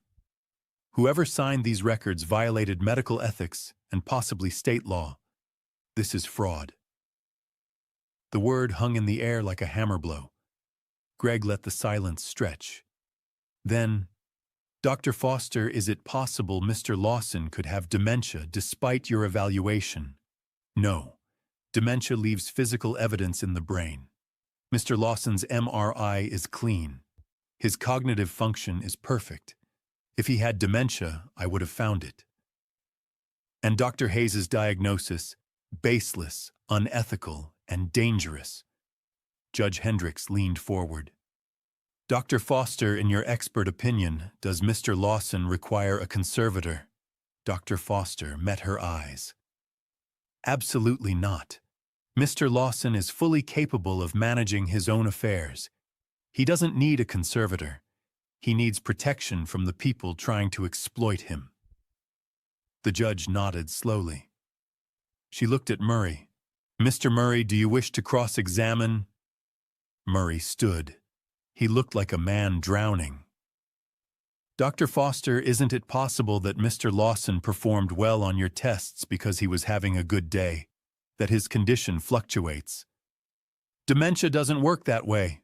she said flatly. You don't score a perfect 30 on the MMSE if you have cognitive impairment. You don't have a clean MRI if your brain is deteriorating. This isn't a matter of good days and bad days. Mr. Lawson is healthy. But Dr. Hayes is a licensed physician. Dr. Hayes is a physician who accepted $15,000 in cash and signed fraudulent medical records. That doesn't make him credible. It makes him a criminal. Murray had nothing. He sat down. Greg stood. No redirect, Your Honor. Dr. Foster stepped down from the witness stand and walked past Trevor and Courtney. She didn't look at them. Judge Hendricks was writing notes, her expression grim. She looked up. Mr. Sutton, any further witnesses? 2 more, Your Honor. Michael Brennan and Beatrice Sullivan. Behind Murray, Trevor leaned over and whispered urgently. I couldn't hear the words, but I could read his face. Panic. Courtney was still crying quieter now. Her hands were shaking. Murray straightened his tie and tried to compose himself, but his confidence was gone. He knew what I knew. They'd lost. Judge Hendricks looked at the clock on the wall. We'll take a 15-minute recess, then we'll hear from Mr. Brennan and Mrs. Sullivan. She stood. Everyone in the courtroom stood with her. As she disappeared into her chambers, I turned and saw Trevor staring at me across the aisle. For the first time since this started, he looked afraid. Good. After the recess, the courtroom felt different. Heavier. The gallery was packed now. People had heard what was happening and slipped in during the break. Reporters, law students, courthouse regulars who knew something big was unfolding. Judge Hendricks returned to the bench at exactly 11:30. We all stood, then sat again when she nodded. Mr. Sutton, she said, call your next witness. Greg stood. The respondent calls Michael Brennan. Michael Brennan walked to the stand. 60 years old, silver hair, navy suit. He moved with the quiet confidence of someone who'd spent 3 decades in courtrooms and had nothing left to prove. The bailiff swore him in. Greg approached the witness box with a folder in his hand. Mr. Brennan, please state your occupation for the record. I'm an attorney. I've practiced elder law in Boulder for 30 years. And are you familiar with conservatorship proceedings? Yes. It's a significant part of my practice. I've handled more than 200 conservatorship cases over my career. Greg nodded. Mr. Brennan, did Trevor Crawford approach you about representing him in a conservatorship matter? He did, mid-December. He called my office and said his stepfather, Kenneth Lawson, was suffering from early-onset dementia and needed a conservator to protect his assets. What was your response? I told him to come in. We met 3 days later. He brought his sister Courtney Crawford and a set of medical records from Dr. Marcus Hayes. And what did those medical records indicate? Brennan's expression hardened. They indicated that Kenneth Lawson had been diagnosed with early-onset dementia following a clinical evaluation in early December. The records claimed Mr. Lawson was experiencing memory loss, confusion, and an inability to manage his financial affairs. Did you find those records credible? No. The word hung in the air. Why not? Several reasons. First, there was no imaging, no MRI, no CT scan. Dementia diagnoses almost always include imaging to rule out other causes: stroke, tumor, normal pressure, hydrocephalus. Second, the dates were inconsistent. The evaluation was supposedly conducted over multiple visits, but the records only showed one appointment. Third, there was no neurologist referral, no cognitive testing beyond an informal observation. It looked rushed, incomplete. Greg walked closer. What did you do? I told Trevor I needed to verify the information independently before proceeding. That's standard practice in cases like this. Conservatorship is a serious legal action. It strips someone of their autonomy. I don't file unless I'm certain it's necessary. And how did Trevor respond? Brennan's jaw tightened. He became defensive, said time was critical, that his stepfather was deteriorating rapidly and we couldn't wait. He pressured me to file immediately. What did you do? I refused. And then I did something I don't normally do. I called Kenneth Lawson directly. The courtroom was completely silent now. What happened when you called him? The moment I heard his voice, sharp, clear, fully aware, I knew Trevor was lying. Kenneth answered questions without hesitation. He remembered dates, addresses, financial details. There was no confusion, no hesitation, nothing that suggested cognitive impairment. Greg nodded. And what did you tell Trevor? I told him I couldn't represent him, that the medical records didn't support a conservatorship, and that I believed Kenneth was fully competent. I also told him I was going to warn Kenneth about what was happening. And Trevor's response? He fired me on the spot, threatened to report me to the Bar Association for obstruction and breach of client confidentiality. Then he stormed out of my office. What happened next? Brennan looked directly at Trevor. He found a lawyer who wouldn't ask questions. Murray shifted uncomfortably in his chair. Greg walked back to our table and picked up a document. Mr. Brennan, in your 30 years of practice, have you seen cases like this before? Unfortunately, yes. Adult children targeting vulnerable parents or step-parents for financial gain. It happens more often than people think. What Trevor Crawford attempted is textbook elder abuse. Greg let that statement settle over the courtroom. No further questions, Your Honor. Judge Hendricks looked at Murray. Cross-examination, Mr. Murray. Murray stood halfway, then sat back down. No questions, Your Honor. He didn't even try. There was nothing to challenge. Brennan's testimony was airtight. Brennan stepped down from the witness stand and walked past Trevor without looking at him. Greg stood again. The respondent calls Beatrice Sullivan. Mrs. Beatrice Sullivan walked to the stand with her head high. 72 years old. White hair in a neat bun. Floral dress, wire-rimmed glasses. She looked like everybody's grandmother. The kind of woman who baked cookies for neighborhood kids and knew everyone's name. But when she sat down in the witness box and looked out at the courtroom, there was steel in her eyes. The bailiff swore her in. Greg smiled warmly. Mrs. Sullivan, how do you know Kenneth Lawson? I've been his neighbor for 15 years. I live next door to him in Boulder. Kenneth and Susan, his late wife, were my closest friends. And have you observed Mr. Lawson's behavior over that time? Every single day. Kenneth is sharp as a tack, always has been. He maintained that big house, managed his business after he retired, took care of Susan when she got sick. He never missed a beat. And after Susan's death, did you notice any changes in Mr. Lawson's behavior or cognitive function? Beatrice's expression softened. He grieved. Of course he did. Susan was the love of his life, but he kept going. He paid his bills on time, kept the house clean, went for walks every morning. We had coffee twice a week at the place on Pearl Street. He was always present, always sharp, never showed any signs of confusion or memory loss. Mrs. Sullivan, did you see Trevor or Courtney Crawford during the time after Susan's death? Her face hardened.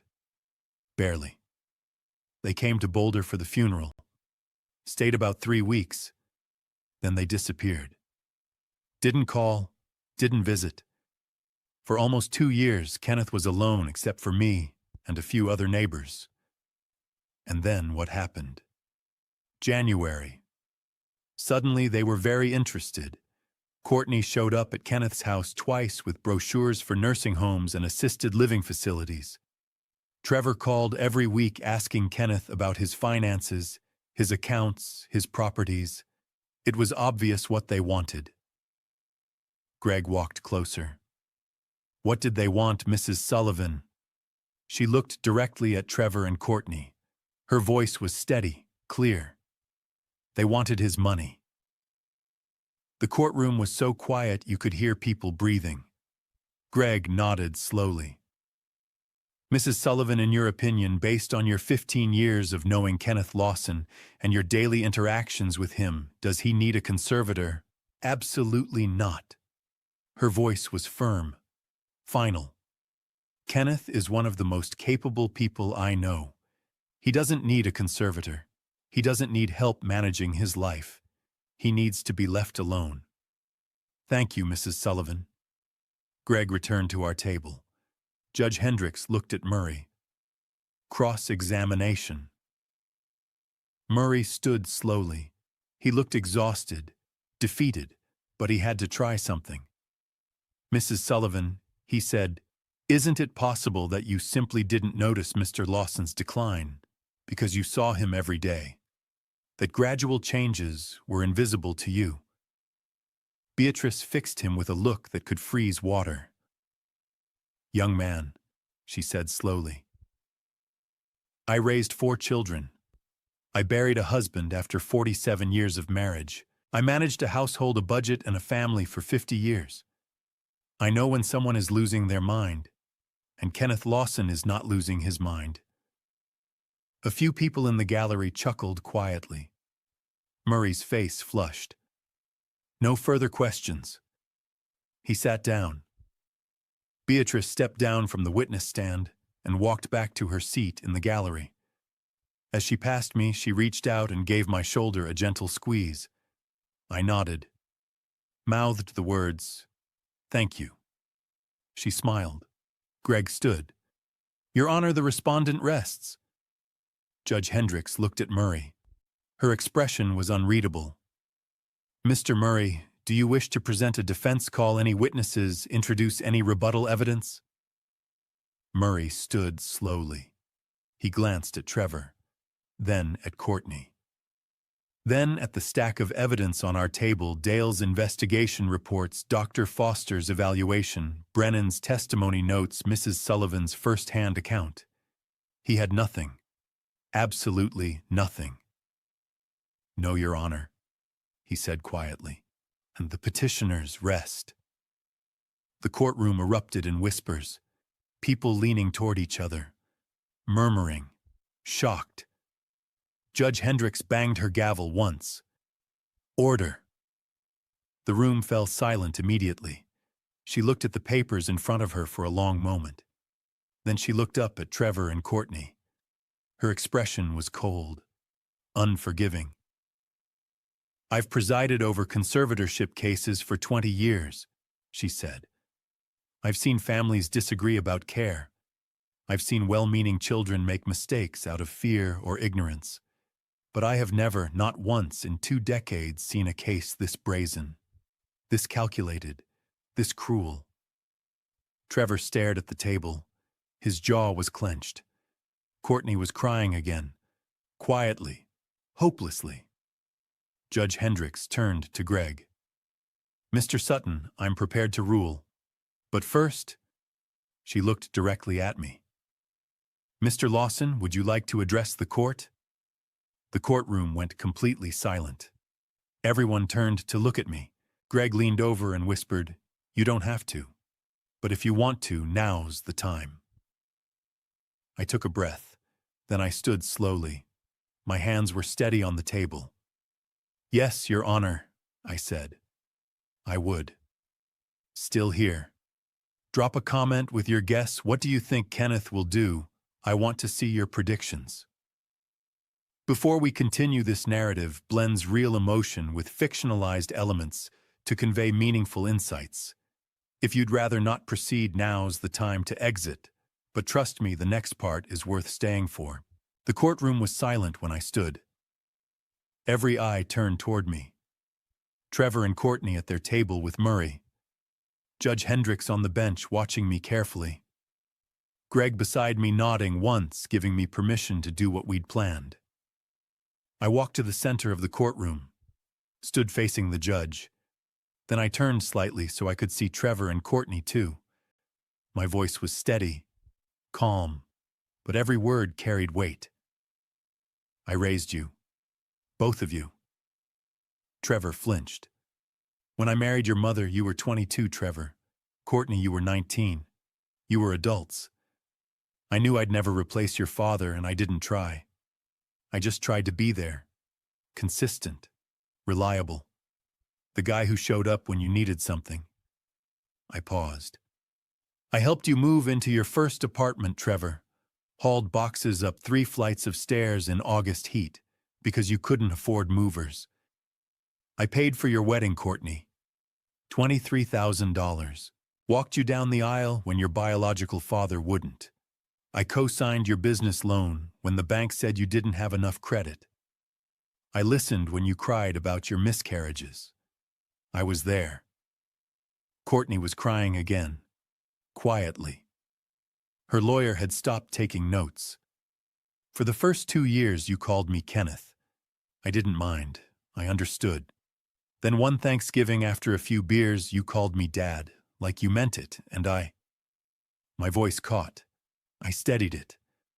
I was proud. The courtroom was so quiet, I could hear someone breathing in the gallery. When Susan got sick, I spent 6 months taking care of her, feeding her, bathing her, changing her sheets in the middle of the night when she couldn't get out of bed, holding her hand in the hospital when the doctors said there was nothing more they could do. You two. You visited once. One time in 6 months. Trevor, you stayed 45 minutes. Courtney, you stayed an hour and spent most of it on your phone. Trevor's jaw tightened. Then you showed up for the funeral, stayed for 3 weeks, said all the right things, hugged me, told me you loved me. Then you disappeared. I didn't hear from you for 8 months. No calls, no texts, nothing. My voice hardened. I told myself you were grieving, that everyone processes loss differently. I gave you space. I didn't push. I figured you'd come around when you were ready. I looked directly at Trevor. But Susan knew. Before she died 3 weeks before, when she could still talk, she looked at me and said, "If they come after you, fight back." I didn't believe her. I thought after everything we'd been through together, you'd honor her memory, that you'd at least leave me alone. I shook my head. I was wrong. I turned to face Judge Hendricks directly. 2 months after Susan's funeral, Trevor tried to have me declared incompetent. He forged medical records. He bribed a doctor. He planned to put me in a nursing home and drain my accounts within 90 days. Not because I'm sick, not because I need help, because he wanted money to pay off his gambling debts. Trevor's face was stone, but his hands were shaking on the table in front of him. Well, here's the truth. I pulled a folded document from my jacket pocket, unfolded it slowly. Susan didn't leave you nothing. She set aside a $500,000 trust fund for you, split equally, $250,000 each. Accessible when you turned 50, enough to set you up, help you retire, give you security. Courtney looked up. Hope flickered in her red-rimmed eyes. But there was one condition. One clause Susan made me add to her will 3 years ago when she was dying and couldn't sleep at night, because she was worried about what you'd do after she was gone. She called it a no-contest clause. I held up the document so everyone could see it. Article 7, Section 3. If either of you contested her, will attempted to harm me, or sought to have me declared incompetent for financial gain, you forfeit everything. Every penny of that trust fund goes to charity. The American Heart Association, the organization that tried to save Susan's life. The hope died in Courtney's eyes. Congratulations. The moment you filed that conservatorship petition, you triggered the clause. You lost it. All $500,000. Gone. Trevor's face went white. Murray started to stand. Your Honor, we were not made aware. Sit down, Mr. Murray, Judge Hendricks said coldly. He sat. I wasn't finished. But I'm not done. I pulled 2 more documents from my jacket. Gift deeds, signed and notarized. While you 2 were plotting to steal my estate, I was acting. I took out mortgages on the Boulder House and the Netherland cabin, big ones. $1.48 million on the house, $1.1 million on the cabin. Total $2.58 million in debt secured against those properties. I handed the gift deeds to Greg. He passed them to the bailiff who carried them to Judge Hendricks. Then last week I signed gift deeds transferring both properties to you along with all the debt attached to them. Trevor's eyes widened. The house is appraised at $1.05 million. The cabin at $920,000. Combined value $1.97 million. But you're inheriting $2.58 million in debt. That's negative $610,000. Courtney gasped. Trevor's mouth opened. Nothing came out. Add that to the $500,000 you just lost from the trust fund. Add your personal debts, Trevor, your $285,000 in gambling losses to offshore lenders. Courtney, your $370,000 from that real estate Ponzi scheme in Raleigh. You're bankrupt. Both of you. My voice dropped. Cold. Final. You tried to steal my life. Instead, you destroyed your own. I sat down. The courtroom was dead silent. Then Trevor exploded. You can't do this! He shot to his feet, his chair screeching backward. That's fraud. You deliberately set us up. Judge Hendricks banged her gavel. Hard. Mr. Crawford, sit down. But he just admitted, sit down. Trevor sat. His face was red, furious. But underneath the fury, I saw something else. Defeat. Judge Hendricks looked at the gift deeds for a long moment. Then she looked at the medical records, at Dale's evidence folders, at Dr. Foster's evaluation, at Michael Brennan's testimony notes. Then she looked at Trevor and Courtney. Her voice was ice. I've heard enough. This conservatorship petition is not just baseless, it's criminal. Mr. Lawson is fully competent. His cognitive function is exceptional. His financial management is sound. He has been the victim of a coordinated fraud perpetrated by his own stepchildren, aided by a corrupt physician, and enabled by an attorney who should have known better. She looked at Trevor. You forged medical records. You bribed Dr. Marcus Hayes to sign a false diagnosis. You recruited your sister to help you. You planned to liquidate Mr. Lawson's assets within 90 days for your own financial gain. That's elder abuse under Colorado law. That's conspiracy to commit fraud. That's perjury. And that's going to be prosecuted. She turned to Greg. Petition denied. Mr. Lawson retains full control of his affairs, his assets, and his freedom. She banged her gavel once. Furthermore, I'm referring this matter to the Boulder County District Attorney for immediate criminal investigation. Dr. Marcus Hayes will face charges of medical fraud, accepting bribes and falsifying medical records. Trevor Crawford and Courtney Crawford will face charges of elder abuse, conspiracy to commit fraud, and perjury. Bang. Mr. Murray, I'm also referring your conduct to the Colorado Bar Association. You had a duty to investigate the legitimacy of this petition. You saw evidence of fraud, fake medical records, inconsistent dates, lack of imaging, and you proceeded anyway. That's a violation of Rule 3.3 of the Colorado Rules of Professional Conduct. You should expect disciplinary action. Murray's face went gray. Judge Hendricks looked at me. Mr. Lawson, I'm awarding you $75,000 in legal fees and costs to be paid jointly and severally by the petitioners. You're also entitled to file a civil suit for damages, emotional distress, and punitive damages if you choose to do so. She closed her folder. This court is adjourned. Bang! Everyone stood as she left the bench. The moment she was gone, the courtroom erupted in whispers. I turned and saw Trevor staring at me. Not angry anymore. Not defiant. Just hollow. Like he'd finally realized what he'd done. What he'd lost. Courtney was sobbing into her hands. Her lawyer was trying to comfort her, but she was inconsolable. Murray was packing his briefcase with shaking hands, his face pale and sweaty. Greg put a hand on my shoulder. "You did good, Kenneth." Mrs. Sullivan was crying in the gallery, but she was smiling too. She gave me a thumbs up. Dale Winters nodded from the back row. "Well done, sir." Dr. Foster had her hand over her heart. I walked down the aisle toward the courtroom doors. Didn't look back. Behind me, I heard Trevor say something to Courtney. I couldn't make out the words. Didn't care. I pushed open the doors and stepped out into the April sunshine. The air was cool and clean. The sky was blue. The mountains were sharp and clear in the distance.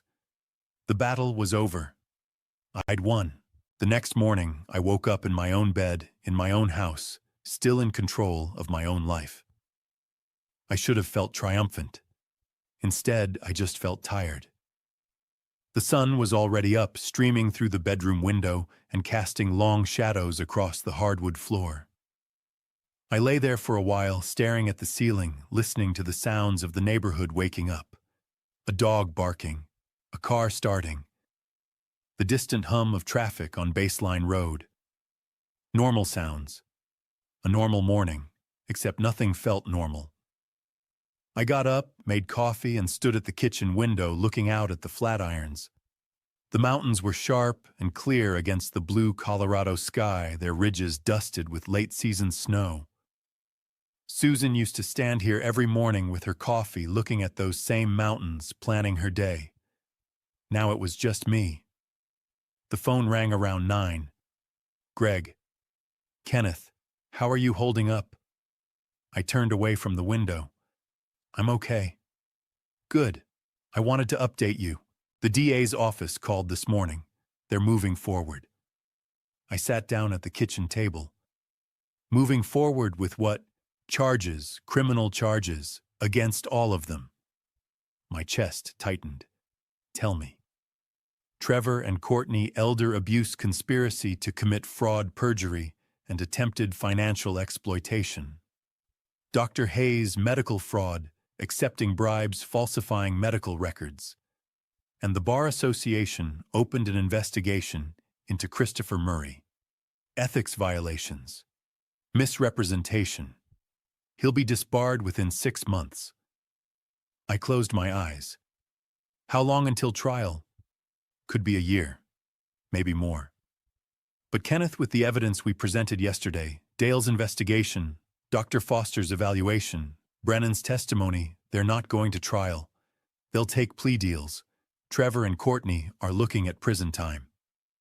Prison, my stepchildren, Susan's kids. "Okay," I said quietly. "There's more," Greg said.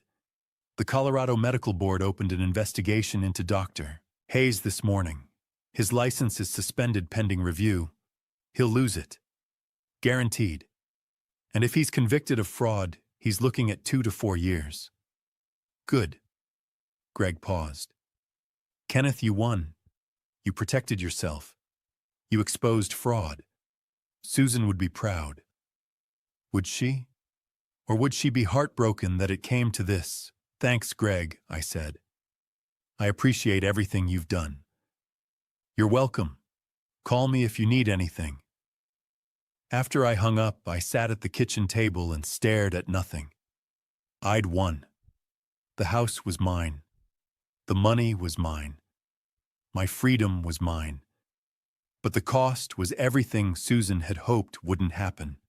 Her children criminals, our family destroyed. Around 2 that afternoon, my phone rang. Unknown number. I almost didn't answer. I stared at the screen for 3 rings, my thumb hovering over the decline button. Then I answered. Kenneth Courtney's voice, thick with tears, barely holding together. Please don't hang up. I should have, but I didn't. What do you want, Courtney? I'm so sorry. She was sobbing. I didn't want to do it. Trevor pushed me. He said we'd lose everything if we didn't act fast. He said you wouldn't even know. He said it was for the best. I'm sorry. I'm so sorry. My hand tightened on the phone. You're sorry you got caught. No, You're sorry a judge called you out in open court. You're sorry the DA is filing charges. You're sorry your husband is leaving you. But you're not sorry for what you did. Kenneth, please. You stood in that courtroom and watched your brother lie under oath, I said. My voice was calm, cold. You signed those papers. You brought fake medical records to a lawyer. You showed up at my house with nursing home brochures while planning to liquidate my life savings. You weren't pushed, Courtney. You made a choice. Silence on the other end. I loved your mother, I said quietly. And I tried to love you. I paid for your wedding. I co-signed your business loan. I was there when you needed me. But you made your choice, and now you have to live with it. Kenneth. I hung up. She didn't call back. 10 minutes later, a text came through. Derek, I'm filing for divorce. I won't be complicit in fraud. I'm sorry, Kenneth. You didn't deserve this. I stared at the message for a long time. Derek had always been decent, quiet, a little awkward at family dinners, but kind. He'd been caught in the middle of something he hadn't chosen. I typed back, "Take care of yourself, Derek." He didn't respond. That evening around 6, Mrs. Beatrice Sullivan knocked on my door. I answered in sweatpants and a t-shirt I'd been wearing since yesterday. She looked me up and down. Kenneth, have you eaten today? I hadn't even thought about it. Come over, she said firmly. I made pot roast. Beatrice, I'm fine. You're not fine, and I didn't ask. Come over. I followed her next door. Her house smelled like home garlic rosemary bread baking in the oven. The kind of smells that made you think of Sunday dinners and family gatherings and everything good about life before it got complicated. She sat me down at her kitchen table and put a plate in front of me. Pot roast, mashed potatoes, green beans, a thick slice of homemade bread with butter. Eat. I ate. It was good. Better than good. I hadn't realized how hungry I was until the first bite. While I ate, Beatrice pulled out a newspaper, the Boulder Daily Camera. She unfolded it and set it on the table beside my plate. Front page of the local section. Local man thwarts elder abuse scheme by stepchildren. There was a photo of the courthouse. A quote from Judge Hendricks about the severity of the case and the importance of protecting vulnerable seniors. A mention of Dr. Hayes' suspended medical license. A line about how the case had exposed systemic failures in conservatorship oversight. My name was in the first paragraph. You're famous, Beatrice said. I pushed the paper away. I don't want to be famous. I know. She sat down across from me, her hands folded on the table. But what you did matters, Kenneth. You stood up. You fought back. You exposed a fraud that could have destroyed you, and you won. I lost my family. You lost 2 people who were trying to rob you, she said gently. That's not family. Family doesn't forge documents and bribe doctors and try to lock you in a nursing home so they can steal your money. I looked down at my plate. Susan's kids, I said quietly. I raised them. Not from birth, but I was there. I tried. I know you did. Beatrice reached across the table and squeezed my hand. And Susan knew it too. That's why she put that no contest clause in her will.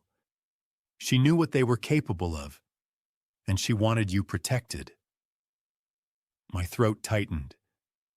She would be proud of you, Beatrice said. You did exactly what she asked. You fought. I just wish it hadn't come to this. I know. She let go of my hand and stood up. But it did, and you survived it. Now you get to decide what comes next. I looked up at her. What do you mean? You're 65 years old, Kenneth. You're healthy, you're sharp. You have your whole life ahead of you. What are you going to do with it? I didn't have an answer. After dinner, I walked home.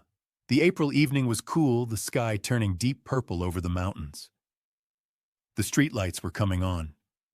Somewhere down the block, kids were playing basketball in a driveway, their voices echoing in the quiet. Inside the house was too quiet. I walked through the rooms. The living room where Susan used to curl up with a book. The kitchen where we'd cook dinner together every night. The bedroom where I'd held her hand the night before she died. Everything was the same. Everything was different. I ended up in Susan's study. Her desk was still covered with her things, pens in a ceramic mug, a stack of books she'd been reading, a framed photo of the two of us at the cabin taken the summer before she got sick. I sat in her chair and pulled out the journal I'd found 2 nights ago. Her handwriting. Her words, March 12th. I see the way Trevor looks at Kenneth when he thinks I'm not watching. It's not love. It's calculation. If something happens to me, I'm afraid they'll go after him. I've put protections in the will. Kenneth is stronger than they think. If they come after him, he'll fight. I know he will. I fought Susan, I whispered. I kept my promise. But now what? I was 65 years old. Alone in a house too big for one person. With nearly $9 million I didn't need, and no one left to share it with. I'd won the battle, but I didn't know what I was supposed to do with the victory. I sat there in the dark for a long time holding Susan's journal, listening to the silence. And for the first time since the courtroom, I let myself wonder if winning had been worth it. Spring came late that year. The aspens along the Front Range were just starting to bud their branches, still mostly bare against a sky that couldn't decide between blue and gray. It was mid-April, 3 years almost to the day since that courtroom hearing that had changed everything. I didn't have to attend the sentencing. Greg told me that twice. Once over the phone, once in person when he drove up to Boulder to check on me. You don't owe them your presence, Kenneth, he said. You've already won. Let the system finish it. But I needed to be there. I needed to see it end. The Boulder County Courthouse looked exactly the same. Same stone facade. Same flags hanging limp in the still air. Same security checkpoint inside the doors where I emptied my pockets and walked through the metal detector. Different courtroom this time. Courtroom 3C instead of 2A. But the same wood paneling. The same high ceilings. The same bailiff standing by the door with his arms crossed and his face expressionless. And the same judge, Maria Hendricks, 63 now, still sharp as ever. She entered from her chambers exactly at 10 o'clock, and we all stood. She settled into her chair, adjusted her glasses, and looked out over the courtroom with the same no-nonsense expression she'd worn 3 years ago when she'd torn apart Trevor and Courtney's conservatorship petition. "Be seated," she said. I sat in the gallery 3 rows back. Greg was beside me. Dale Winters was 2 rows behind us. Dr. Diana Foster had sent her regards but hadn't come. She'd said her goodbyes to this case a long time ago. Trevor and Courtney sat at separate tables, different lawyers, different postures. They weren't speaking to each other anymore. Hadn't been for months, according to Greg. The alliance that had brought them into this courtroom 3 years ago as co-conspirators had dissolved the moment the criminal charges came down. Trevor's lawyer was a public defender, young, maybe 30, with a cheap suit and a resigned expression. Trevor himself looked older, grayer, thinner.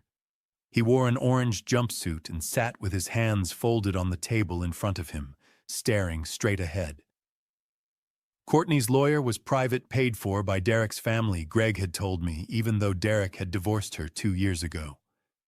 She wore a gray dress and sat with her shoulders hunched, her hands clasped in her lap. She'd been out on bail for the last 18 months, living in Raleigh, working as a part-time receptionist at a dental office. She looked small, diminished. I felt nothing looking at her. Trevor's lawyer spoke first. He talked about Trevor's gambling addiction, about the financial desperation that had driven him to make terrible decisions, about the pressure he'd felt to provide for his family, to live up to expectations, to solve problems that had spiraled out of control. My client understands the gravity of his actions, the lawyer said. He has cooperated fully with the prosecution. He has accepted responsibility. He has pleaded guilty to elder abuse and conspiracy to commit fraud. In exchange, the district attorney has agreed to drop the perjury charges. He paused. Your Honor, my client asks for mercy. He is not a violent man. He is not a career criminal. He is a man who made catastrophic mistakes under extraordinary pressure. He is ready to accept the consequences, but he asks that the court consider the possibility of rehabilitation. Judge Hendricks didn't look impressed. Mr. Crawford, she said, do you have anything to say? Trevor stood slowly. He cleared his throat. His voice was flat when he spoke. I'm sorry, he said. For everything. I know I hurt people. I know I broke the law. He stopped, swallowed. I'm sorry. He sat down without looking at me. Courtney's lawyer was next. She was better, more polished. She talked about Courtney's cooperation with the district attorney's office, about how Courtney had testified against Dr. Marcus Hayes, providing critical evidence that had led to his conviction for medical fraud, about how Courtney had shown genuine remorse, not the hollow apologies of someone trying to avoid punishment, but real documented remorse. Ms. Crawford has lost everything, the lawyer said. Her marriage, her business, her relationship with her stepfather, a man she once called Dad. She has spent the last 18 months trying to rebuild her life, attending therapy, working a minimum wage job, repaying what little she can of the financial damage she caused. The lawyer looked at Judge Hendricks. Your Honor, my client was manipulated by her older brother. She was pressured into participating in a scheme she didn't fully understand. She made terrible choices. But she has taken responsibility. She has cooperated. And she has shown that she is capable of change. Judge Hendricks looked at Courtney. Ms. Crawford, do you have anything to say? Courtney stood, her hands were shaking. She turned and looked directly at me for the first time since I'd entered the courtroom. I'm sorry, she whispered, her voice cracked. I'm so sorry, Kenneth, for everything, for lying, for trying to hurt you, for... She stopped. Tears were streaming down her face. You were good to me. You were good to my mom. And She couldn't finish. She sat down, covering her face with her hands. I looked back at her, felt nothing. Judge Hendricks let the silence stretch. Then she leaned forward. Mr. Crawford, she said, you orchestrated a calculated scheme to defraud a man who had done nothing but support you. You bribed a doctor. You forged medical records. You attempted to have your stepfather declared incompetent so you could seize control of his estate and liquidate his assets to pay your gambling debts. That is not desperation. That is premeditated financial elder abuse. And it is one of the most egregious cases I have seen in 20 years on this bench. She looked at Courtney. Ms. Crawford, your cooperation is noted. But you were not a passive victim in this scheme. You participated. You lied. You showed up at your stepfather's home with brochures for nursing facilities while planning to liquidate his life savings. You may have been influenced by your brother, but you made your own choices, and those choices were a betrayal of everything your mother stood for. She picked up her gavel. The sentences are as follows. Trevor Crawford, 4 years in the Colorado Department of Corrections. Courtney Crawford, 2 years in the Colorado Department of Corrections. Sentences to run consecutively. No early release. No parole eligibility until minimum terms are served. She banged the gavel. Bailiff, take them into custody. Trevor stood. The bailiff approached with handcuffs. Trevor extended his hands without a word. The metal clicked around his wrists. For a moment, just a moment, Trevor looked at me. Really looked at me. I saw something in his eyes. Not anger, not defiance, not even the hollow apology from a few minutes ago. Resignation. Like he'd finally understood what he'd lost. Not the money, not the inheritance, but the man who'd raised him. The man who'd called him son. Then he turned away, and the bailiff led him out through the side door. Courtney was crying as they cuffed her. She looked at me one more time and mouthed the words, "I'm sorry." I stood and walked out before they took her away. Outside the courthouse, Greg was waiting on the steps. "You okay?" he asked. "Yeah. That's it then. It's over." I nodded, but I didn't feel relief, just exhaustion. "What about Hayes?" I asked. "And Murray?" "Hayes lost his license," Greg said. "Got 2 years for medical fraud and accepting bribes. He's already serving at the Federal Correctional Institution in Englewood. Murray was disbarred 6 months ago. Last I heard, he's doing document review for a legal temp agency in Denver. $50 an hour. No benefits." I let that sink in. Justice, I supposed. Not satisfying, just done. "Kenneth," Greg said carefully, "do you regret any of it?" I thought about that. I thought about Susan, about Trevor and Courtney as kids before everything went wrong, about birthday parties and Christmas mornings and the family dinners we used to have when Susan was alive, about the life we might have had if greed hadn't poisoned everything. "No," I said finally. "They made their choice. I just made sure they faced the consequences." Greg nodded. "For what it's worth, I think you did the right thing." "Thanks, Greg." He squeezed my shoulder and walked back to his car. I stood on the courthouse steps for a long time watching people come and go.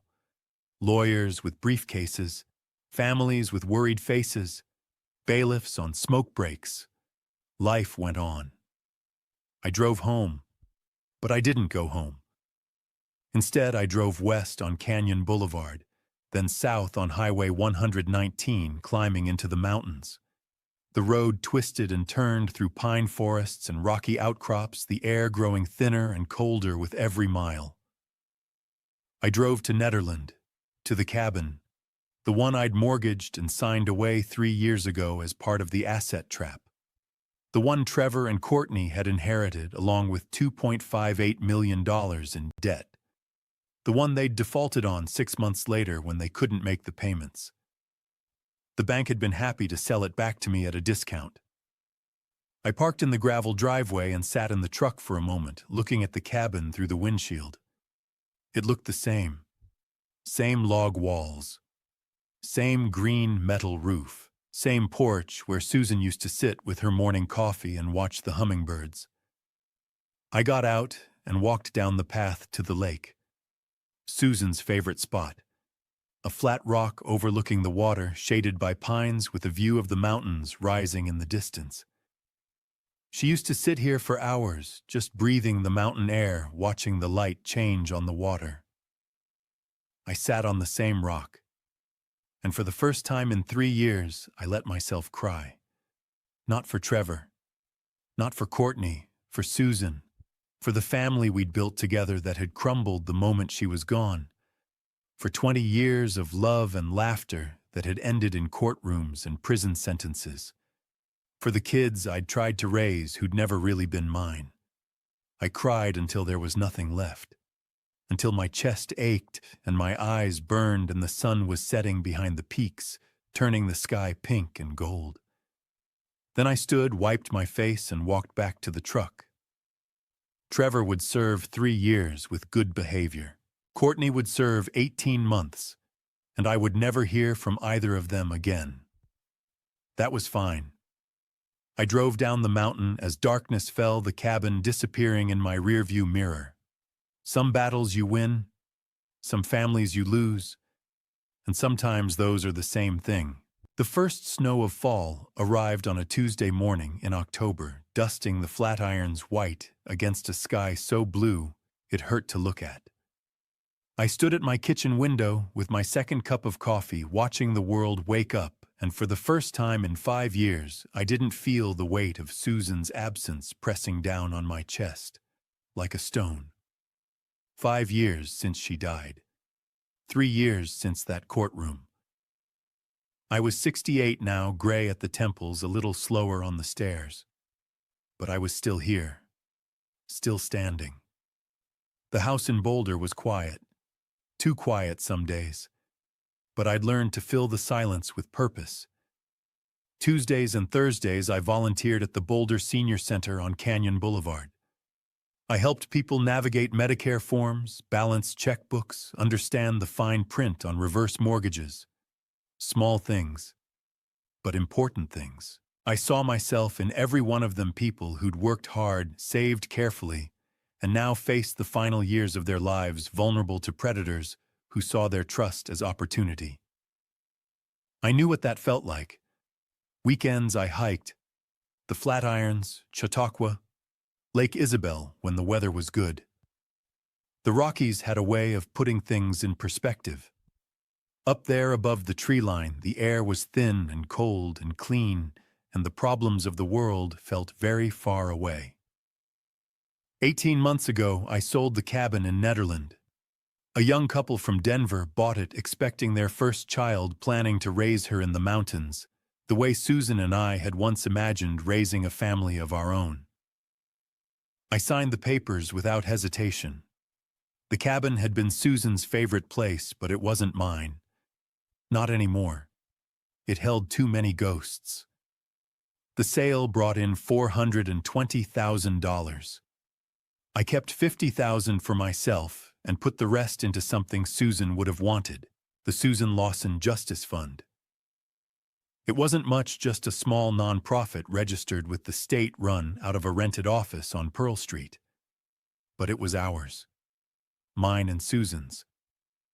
A way to turn what had happened to us into something that mattered. Angela Reed ran the day-to-day operations.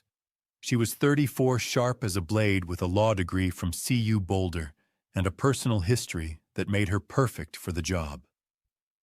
Her grandmother had been scammed out of her house by a fake contractor when Angela was in high school. She'd spent the last decade working in elder advocacy, and when I approached her about the fund, she didn't hesitate. "This is exactly what I've been waiting for," she said. Greg Sutton sat on the board, donating 10 hours a month to review cases. Dr. Diana Foster volunteered to do competency evaluations for free. Dale Winters took on investigative work at cost. Even Michael Brennan pitched in, advising on legal strategy. We were a small operation, but we were effective. In 3 years, we'd helped 37 people. 37 elderly men and women who'd been targeted by children, caregivers, financial advisors, or strangers. We'd recovered more than $2 million in stolen assets. Stopped 4 conservatorships that never should have been filed. Helped put 3 financial predators in prison. Every case felt personal. One morning in late September, Angela called me into the office. She had a file open on her desk, a man named Martinez, 72, whose son had been stealing his Social Security checks for 2 years. We'd caught him. Recovered $43,000. The son was awaiting sentencing. Martinez wants to thank you, Angela said. He's coming in this afternoon. I shook my head. He doesn't need to thank me. Kenneth. She looked at me the way Susan used to when I was being stubborn. Let him. So I did. Martinez shook my hand with tears in his eyes and said, "You gave me my life back." I didn't know what to say to that, so I just nodded and told him to take care of himself. After he left, I sat in the office alone for a long time, staring at the framed photograph on the wall, a picture of Susan and me at the cabin taken the summer before she died. Her smile was wide and genuine, her hair blowing in the wind, the mountains rising behind us like a cathedral. "You're still saving people," I whispered, and I believed it. Mrs. Beatrice Sullivan and I had coffee every Thursday morning at a place on Pearl Street called the Laughing Goat. She was 74 now, still sharp, still opinionated, still wearing those oversized glasses and floral cardigans that made her look like a retired librarian from a Hallmark movie. "You need to start dating," she said one Thursday in October, stirring sugar into her latte. I almost choked on my coffee. "Beatrice." "I'm serious, Kenneth. You're 68, not 98. There are plenty of women your age who'd be thrilled to have dinner with a man who still has all his teeth and a functioning brain." I laughed despite myself. "I'm not ready. You've been saying that for 3 years, and I'll keep saying it." She sighed. "Susan wouldn't want you to be alone forever." "I'm not alone," I said. "I have you." She reached across the table and squeezed my hand. "You're damn right you do." The truth was I had more than Beatrice.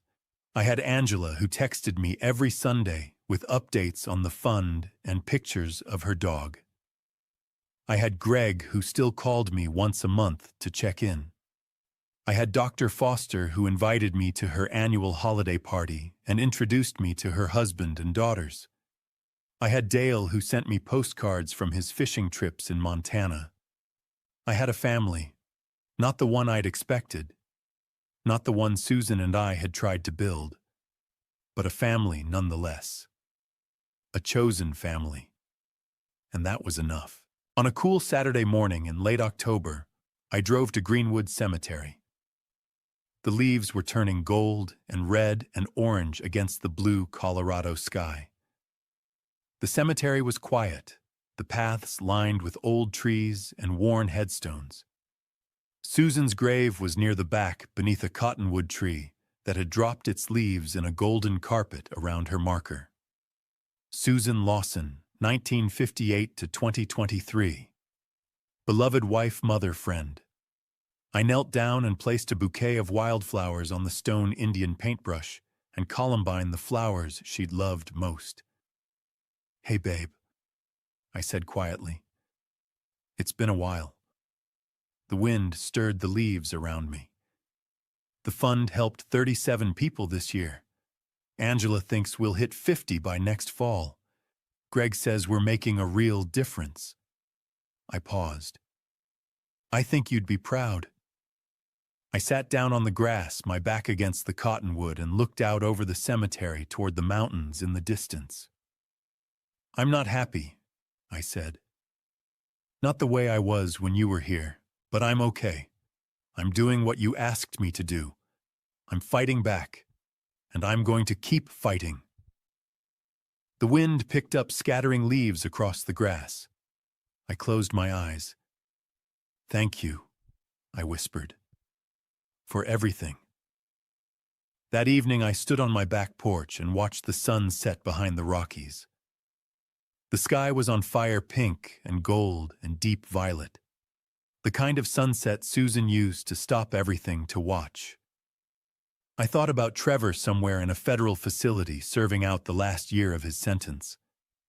I thought about Courtney, released after 18 months living in Raleigh with a restraining order keeping her away from me.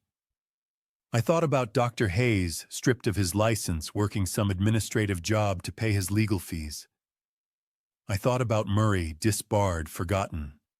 I thought about justice, and I thought about Susan. She'd known. She'd seen it coming. She'd built the no contest clause into her will to protect me. And in doing so, she'd given me the tools to protect others. The Susan Lawson Justice Fund wasn't just my legacy. It was hers. And it always would be. I finished my coffee, set the mug down on the railing, and looked out at the mountains one more time. "I'll keep fighting," I said to the empty air. "I promise." And I meant it. Looking back, I wonder if I could have done things differently. Maybe I should have seen the warning signs earlier, the distance after Susan died, the sudden interest in my finances, the calculated visits. But hindsight is always clearer than the moment you're living in. If there's one thing I've learned, it's this: protect yourself before you need protection. Don't wait until someone forges documents or bribes a doctor. Have honest conversations. Set clear boundaries. And if someone you love starts treating you like an asset instead of a person, walk away before they destroy you. God gave me Susan, and through her, He gave me the wisdom to prepare.